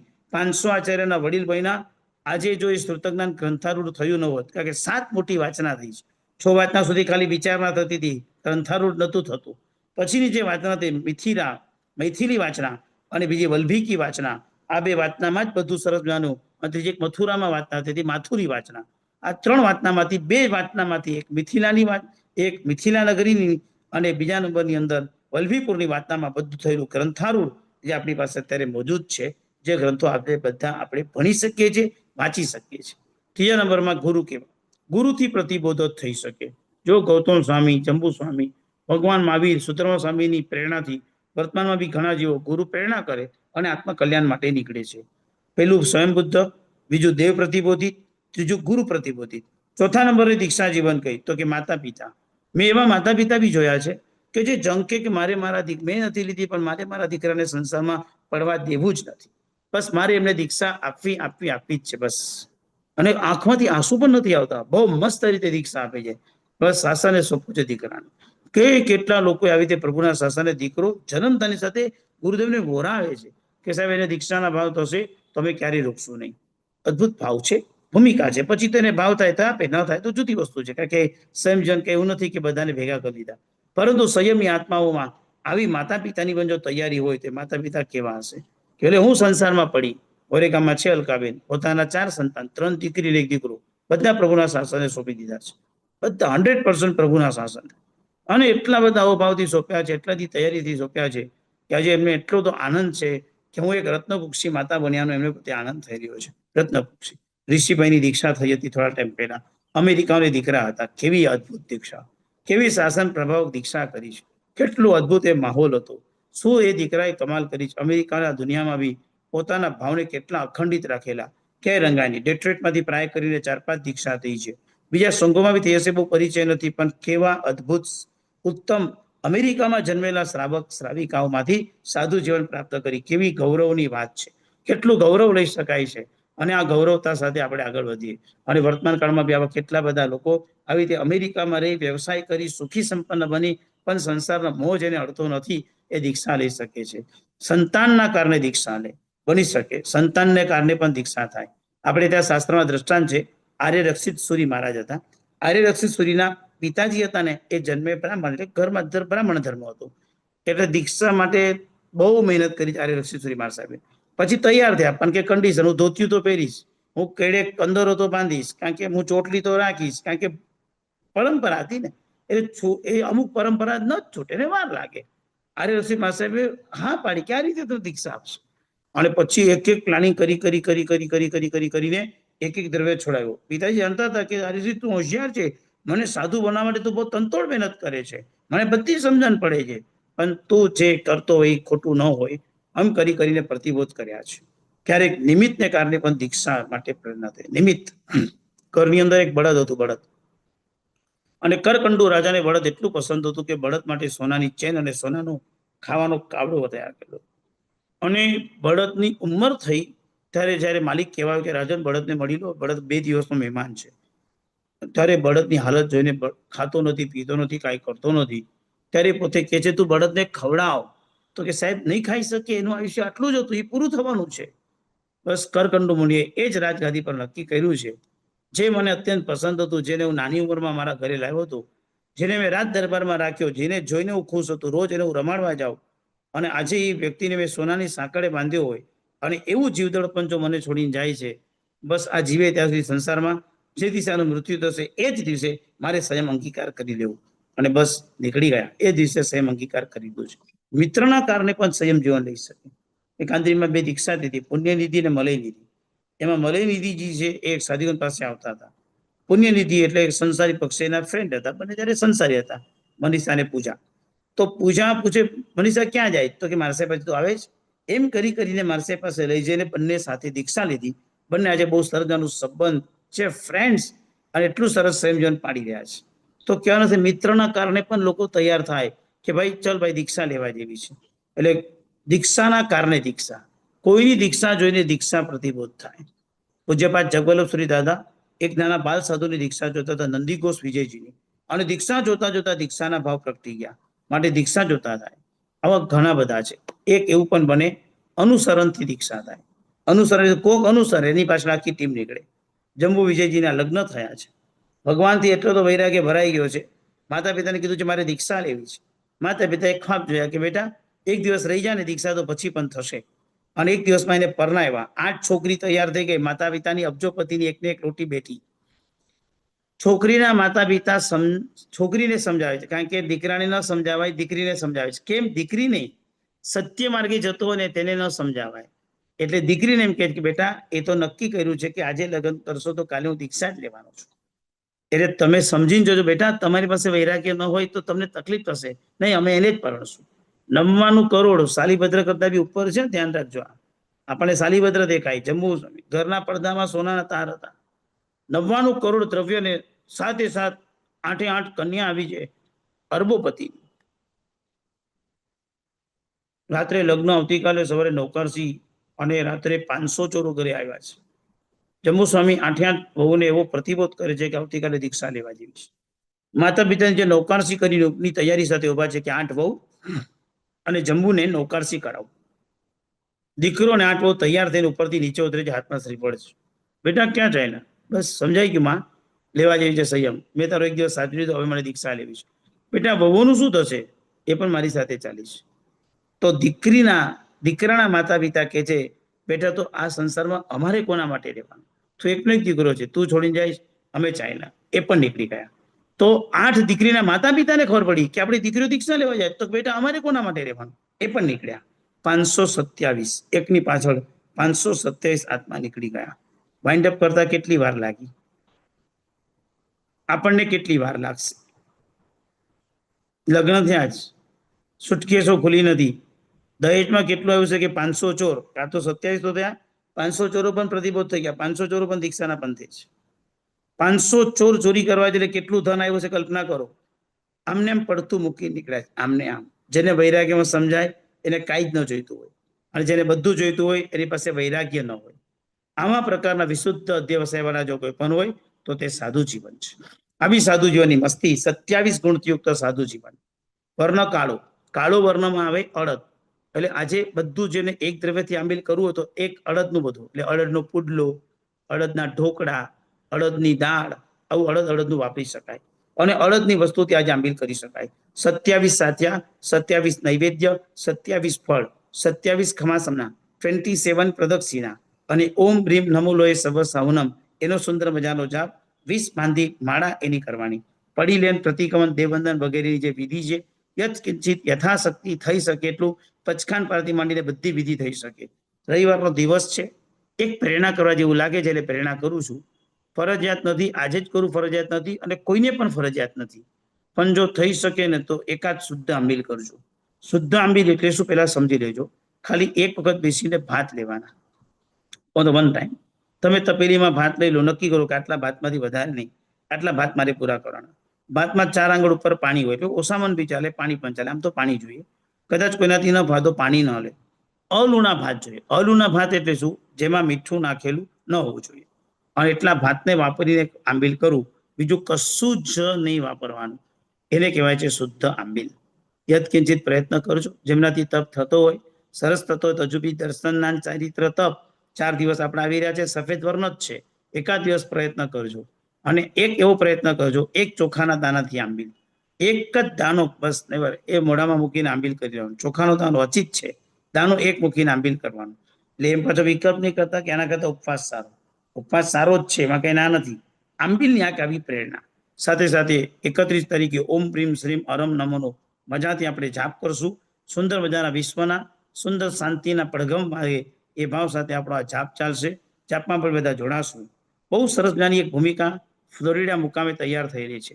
કારણ કે શ્રાવક જીવનની અંદર છે ને એક એવી ભૂમિકા જરૂર પડે કે આચાર ત્યાં સારા બને કે જ્યાં વિચાર સારા હોય, અને વિચાર ત્યાં સારા બને કે જ્યાં વાતાવરણ સારું હોય. હોળીના દિવસો છે, તમે ને આપણે બધા ભેગા થયા છે ને અત્યારે એકબીજાને સાતા પૂછશું ને તો પણ એકબીજા આંબીલ, તું આંબીલ કરે, તું આંબીલ કરે, ચલ તો આપણે બી કરીએ. એકબીજા વાતાવરણથી આપણે આંબીલ કરવા લાગશું. ઢીલો પડેલો બી મજબૂત થઈ જાય, કારણ કે વાતાવરણ. પણ પૂનમ પછી એકમ નથી જે કોઈ કે આંબીલ, તો કે આજે વિચારું તને. પર્યુષણનો જે માહોલ હોય ને ત્યારે પર્યુષણની આરાધના થાય, અને પછી કોઈ ક્યાં આજે નથી. ચડાવવા ચાલુ થાય ભગવાન મહાવીર સ્વામી ને ત્યારે હજારો ડોલર બોલવાની મજા આવે. પણ પછી 50 દિવસ પછી કોઈ આપણને કે ચડાવ કર ને તો કે 101 મન જો તને, બાકી કઈ મારી. તો એ દિવસે તો તું વાપરતો હતો 1000, 2000, 3000 ડોલર. તો કઈ મજા આવે. એ વાતાવરણ, ઇન ધ સેન્સ વાતાવરણ બહુ મોટું કામ કરે છે. મુંબઈ જેવા શહેરમાં, અમદાવાદ જેવા શહેરમાં, સિટીમાં પુરાણા કાળમાં શ્રાવકો આવતા ત્યારે એક મજાનું દેરાસર બનાવે, ત્યાં નાવાનો કૂવો બનાવે, 4, 5, 15 ઘર બનાવે, અને ઘર બનાવીને જૈનોને આપે. એટલે કે દેરાસર સચવાય, એ લોકો પણ સચવાય, એટલે સાધર્મિકો બી સચવાતા. એમ કરતા કરતા પછી વલ્લભશ્રી દાદાનું વિઝન બહુ મોટું હતું. વલ્લભશ્રી દાદાએ મુંબઈની અંદર, ભારતમાં કાંદિવલીમાં અમારા જ એરિયામાં 3 સોસાયટી બનાવી. સોસાયટી એ જમાનામાં C1, C2, C3 હજારો ફ્લેટ છે. અને વખતે બધા શ્રાવકોને જે રીતે નોમિનલ રીતે આપ્યા, અને બધા માલિક બન્યા વગેરે વગેરે, બધા સુખી થયા. દર વર્ષે એક દીક્ષા હોય જ એવું વાતાવરણ, અદ્ભુત બિલ્ડિંગ, અદ્ભુત પ્લોટ, અદ્ભુત જગ્યા. એટલું સરસ એમને પ્રેરણાદાયી કાર્ય ત્યારે તે વખતના સમયમાં સાધુની મર્યાદા રાખીને કર્યું કે શ્રાવકોને સાચવવા બહુ જરૂરી છે. શાયન મુકામે જૈન સોસાયટી કરીને આખો એક એરિયા છે. એવો મજાનો એરિયા છે કે જેમાં બધા જૈનોનો વસવાટ. આમ તમે આમ ગલીમાં નીકળો તો બધા તમને રોજ સવાર બપોર સાંજ જૈન પરિવાર દેખાય.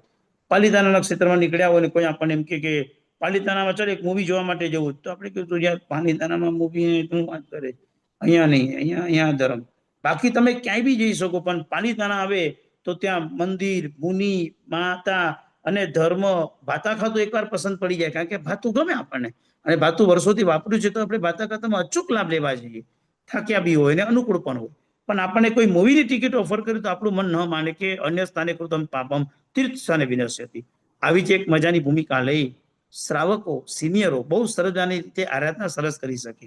કારણ કે સરખે સરખા મળે ને તો ધર્મ શકાય. સરખે સરખા ભેગા થવા જોઈએ, બસ બીજું કાંઈ નહીં. કોઈ કે મારો પગ દુખે, તો કે મારો પગ દુખે, તો ના લાગે અચ્છા એને પણ દુખે છે એટલે બરાબર છે, આપણે બધા દુખતું જ હોય. એ કે મને આંખમાં પ્રોબ્લેમ, તો કે મારે બી આંખમાં પ્રોબ્લેમ છે. બધા સરખે સરખા ભેગા થાય ને એટલે આપણે એક શબ્દ છે, સમ સુખિયા દુખિયા ભલા, આવું એક પદ આવે છે. સમ સુખિયા દુખિયા ભલા. જે સમ સુખી ને સમ દુખી હોય એ લોકો, બધા લોકો બહુ સરસ થઈ જાય. અને આ પ્રમાણે કઈ કરતા કેવી સરસ મજાની ભૂમિકાથી એક મજાનું સેન્ટર ફ્લોરિડામાં તૈયાર થઈ રહ્યું છે. પણ સિનિયરો માટે ત્યાં બહુ સરસ મજાની વ્યવસ્થા. વર્તમાન કાળના વર્તમાન યુગની અંદર જે બધી સંસારિક વ્યવસ્થાઓ અને એની સાથે ધર્મની પણ મુખ્ય વ્યવસ્થાઓ રાખી બહુ સરસ મજાની કંઈક વ્યવસ્થાનું સુંદર વાતાવરણ જૈનાના માધ્યમથી પ્લાનિંગ પૂર્વક એની બસ મજાની જાહેરાત નજીકના દિવસોમાં થશે. બહુ માર્મિક જાહેરાત, અને માર્મિકતાથી યત્કિંચિત પોતાનું ભવિષ્યને સિક્યોર અને પોતાની સમાધિને ટકાવવા માટેનું સમાધિ દાનનું ઉત્કૃષ્ટ કાર્ય જેમાં થઈ રહ્યું છે. અને સમાધિ માટે તમે બધા સંપ્રાપ્ત થજો. યત્કિંચિત જે શક્તિ સંપન્ન રૂપે અને પ્લોટ લેવા રૂપે અથવા તો મકાન લેવા રૂપે પણ એક ભાવના રાખજો, જેને કારણે કાલનું ભવિષ્ય કેવું બનશે કે એક આખું સેન્ટર, એક આખી જગ્યા, એક આખું વાતાવરણ એવું હશે કે જ્યાં માત્ર આવનાર વ્યક્તિ આવશે દુઃખમાં અને નીકળશે સુખમાં. જે આવનાર વ્યક્તિ આવશે બહુ પ્રેમ, બહુ જ ભાવનાથી અને નીકળશે ત્યારે ખૂબ ભાવનાની લાગણી સાથે બહાર આવશે. એવું સુંદર વાતાવરણ તૈયાર થવા માટે જઈ રહ્યું છે. એની બધી સૂચનાઓ આવતીકાલથી થશે. આવતીકાલે દર્શન, શ્રદ્ધાના કેન્દ્ર પરનું દર્શનનું પ્રવચન આવતીકાલે થશે. આજના દિવસનો એક મજાનો નિયમ આપીશ, એક જ નિયમ આપીશ. મારી એક જ ભાવના છે, સાધુ સાધુની નિંદા નહીં કરવાની. અને બસ તમે 100% એને પાડશો જ. હું તો તમને આ જીવન માટે કહું, પણ છતાં આ જીવન માટેનો મારો આગ્રહ ન હોય. આજનો એક દિવસ તો તમને આપું છું. એક દિવસ માટે તમારા આત્માને બચાવજો અને પછી તમારાથી થશે જ એ તમે 100% સારા આગ્રહ. બાય ધ મિસ્ટેક કદાચ માનો કે વાત કરતા ક્યાંક નીકળી ગઈ, ક્યાંક થઈ ગઈ, તરત ઈચ્છાને આપી દેજો. બીજું કાંઈ નહીં કરતા. કોઈ તમને મોટું પ્રાયશ્ચિત આવી જશે ને બહુ તમે ગભરાતા નહીં. અરે રે ખબર પડી ગઈ, અટકી જવાનું અને પછી ઈચ્છાને કરી દેવાનું. જાતને જ કહેવાનું આવું નહીં કરવાનું, ઈચ્છાને કરવાનું. પોતાની જાતને બચાવી દેવાના. કારણ કે પ્રભુને નથી ગમતું કે તું કોઈની નિંદા કર. મારા પ્રભુને ન ગમતું તમારે ન કરવાની હોય. કોઈ પણ જગ્યાએ પ્રભુએ ક્યાંય શાસ્ત્ર, તમે 45 આગમ ભણી લો, ક્યાંય કશે પણ ભગવાને એક જગ્યાએ નિંદાનો અપવાદ બતાવ્યો તો મને બતાવો કે આ જગ્યાએ નિંદાનો અપવાદ છે કે નિંદા કરી શકાય. હા, આત્મનિંદાની વાત છે, પોતાની નિંદા કર. ગુરુ સાક્ષીએ ગ્રહા કર કે મેં આવા પાપ કેમ કર્યા, એમ છે. પણ ક્યાંય એવી વાત નથી કે તું બધાની નિંદા કર. સાચા કે ખોટા કોઈ પણ ગુણની ક્યાંય કશે પણ નિંદા નહીં કરવાની. અને જો નિંદા નહીં કરીએ તો જ આપણું આ જૈન શાસન લીલુંછમ, સમૃદ્ધ અને મજબૂત રહેશે. અમેરિકાના એક ક્ષેત્રમાં એક યુવાન આવેલું પ્રવચન સાંભળવા માટે. ક્ષમા પરના પ્રવચન હતા અમેરિકામાં. સેન્ટર નહીં કહું, ક્ષમા પરના પ્રવચન પરિસરમાં થયેલા. નેક્સ્ટ ડે એ દીકરો વ્યાખ્યાન આવતો બંધ થઈ ગયો. મેં પૂછ્યું કે દોસ્ત કેમ નથી આવતો? મને કે ન પૂછો તો સારું છે. મેં કીધું એટલો બધો હોશિયાર અને એટલો સરસ દીકરો હતો. એને મને કીધું ઉપર તમે ક્ષમાના પ્રવચનો કર્યા? મેં કીધું હા, ક્ષમા રાખવાની. મને કે જે ટ્રસ્ટીઓ નીચે ઓફિસમાં આવ્યો તો અંદર નીચે એ લોકો એકબીજા સાથે ઊંચાવટમાં વાત કરતા હતા. તો ક્ષમા ધર્મ ગયો ક્યાં? પણ ખાલી બોલવાનું જ ને, જીવન નહીં જીવવાનું.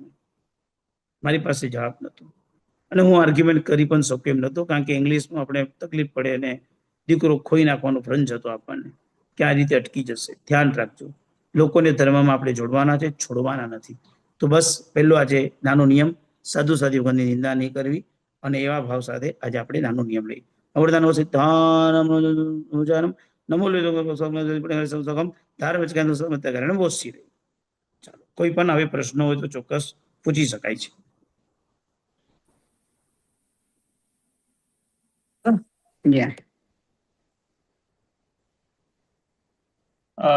એક પ્રશ્ન છે કલ્પનાબેન આપણી ચેટમાં. હા છે ને પારસભાઈ, એક ક્વેશ્ચન એ છે કે રાઈસ થયા પછી બોઇલ વોટર નાખવું, એ જરા તમે ડિટેલમાં સમજાવશો? તમે જે એક્ઝામ્પલ હમણાં આપ્યું હતું ને. ભાત તૈયાર થઈ જાય ને પછી ભાતની અંદર તમે ગરમ પાણી, જે બોઇલ વોટર એટલે થોડું ગરમ લઈ શકશો તો તમને સારું પડશે. ઠંડુ પાણી નહીં ભાવે એટલે ગરમ કરેલું પાણી, પણ થોડું વોર્મ પાણી, થોડું ગરમ પાણી એ તમે લઈ શકાય. 4 આંગળામ તો ઉપર રાખવાનું હોય એટલે પાણીવાળા ભાત થઈ ગયા. તમે સમજો તો પાણીવાળા ભાત. પાણીવાળી વસ્તુ આપણા મોઢામાં જલ્દી ઉતરે નહીં એટલે કદાચ ન ફાવતો હોય તો પાણી ઓછું હતું કર્યું હોય તો ચાલે, પણ ભાત પાણીનું આંબીલ એટલે ભાતની અંદર પાણી નાખી અને એની સાથેનું એ આંબીલ તમારે કરવાનું. એમાં કોઈનાથી ન થાય તો કોઈ ઓસામણનું પાણી પણ યુઝ કરી લે છે, પણ મીઠું તો નહીં જ નાખવાનું. એટલે હું તો તમને કહું છું, કરીએ તો વ્યવસ્થિત શુદ્ધ કરવાનું. આપણે શું ન ભાવે શેનો રાગ રાખવાનો, જીભનો રાગ તોડી દેવાનો છે. એક દિવસ કરવું છે અને આંબીલની અંદર આપણે ભાત જેટલા લેવા છે એટલા ભાત એક તપેલીમાં કે નાનકડા બાઉલમાં લઈ લેવાના અને બાઉલમાં દાણા થોડા છૂટા પાડી દેવાના. પછી ધીરે ધીરે પાણીમાં મિક્સ કરી નાખવાનું. અને એક પાણી કેમ હોય, એકલા ભાત ખાતા ડૂચા ન વળે એટલા માટે. તમને સમજો કે દાળનું જેવું કામ હોય ને પણ પાણી કામ કરશે, દાળ નહીં નાખવાની. બીજું કોઈ નહીં, સીધું ગરમ પાણી મૂકવાનું અને એ ગરમ પાણીમાં મિક્સ કર્યા પછી એ જ પાણીથી તમે ભાત વાપરી લીધા અને બસ પાણી વાપરી લીધું. પછી થઈ શકે તો ઠામચો વ્યાર, એટલે પછી આખો દિવસમાં પાણી ન વપરાય તો બેસ્ટ. એ રીતે તમારે કરવાનું. કદાચ ન રહેવાતો હોય, તરસ લાગતી હોય, ગરમી હોય તો પાણીની છૂટ રખાય, પણ શુદ્ધ આંબીલ, પણ અલૂણું. એ ખાસ ધ્યાન રાખજો. ભાત બનાવતી વખતે પણ એમાં મીઠું નાખેલું હોવું જોઈએ નહીં. આ ખાસ ધ્યાન રાખજો. એ સૌથી શ્રેષ્ઠ વસ્તુ છે. આને ભૂલતા નહીં. ટ્રાય કરીને એમને ખ્યાલ આવી ગયો છે. ઉર્વીબેન શેઠનો આ ક્વેશ્ચન હતો. બીજા કોઈને કઈ ક્વેશ્ચન છે આમાં?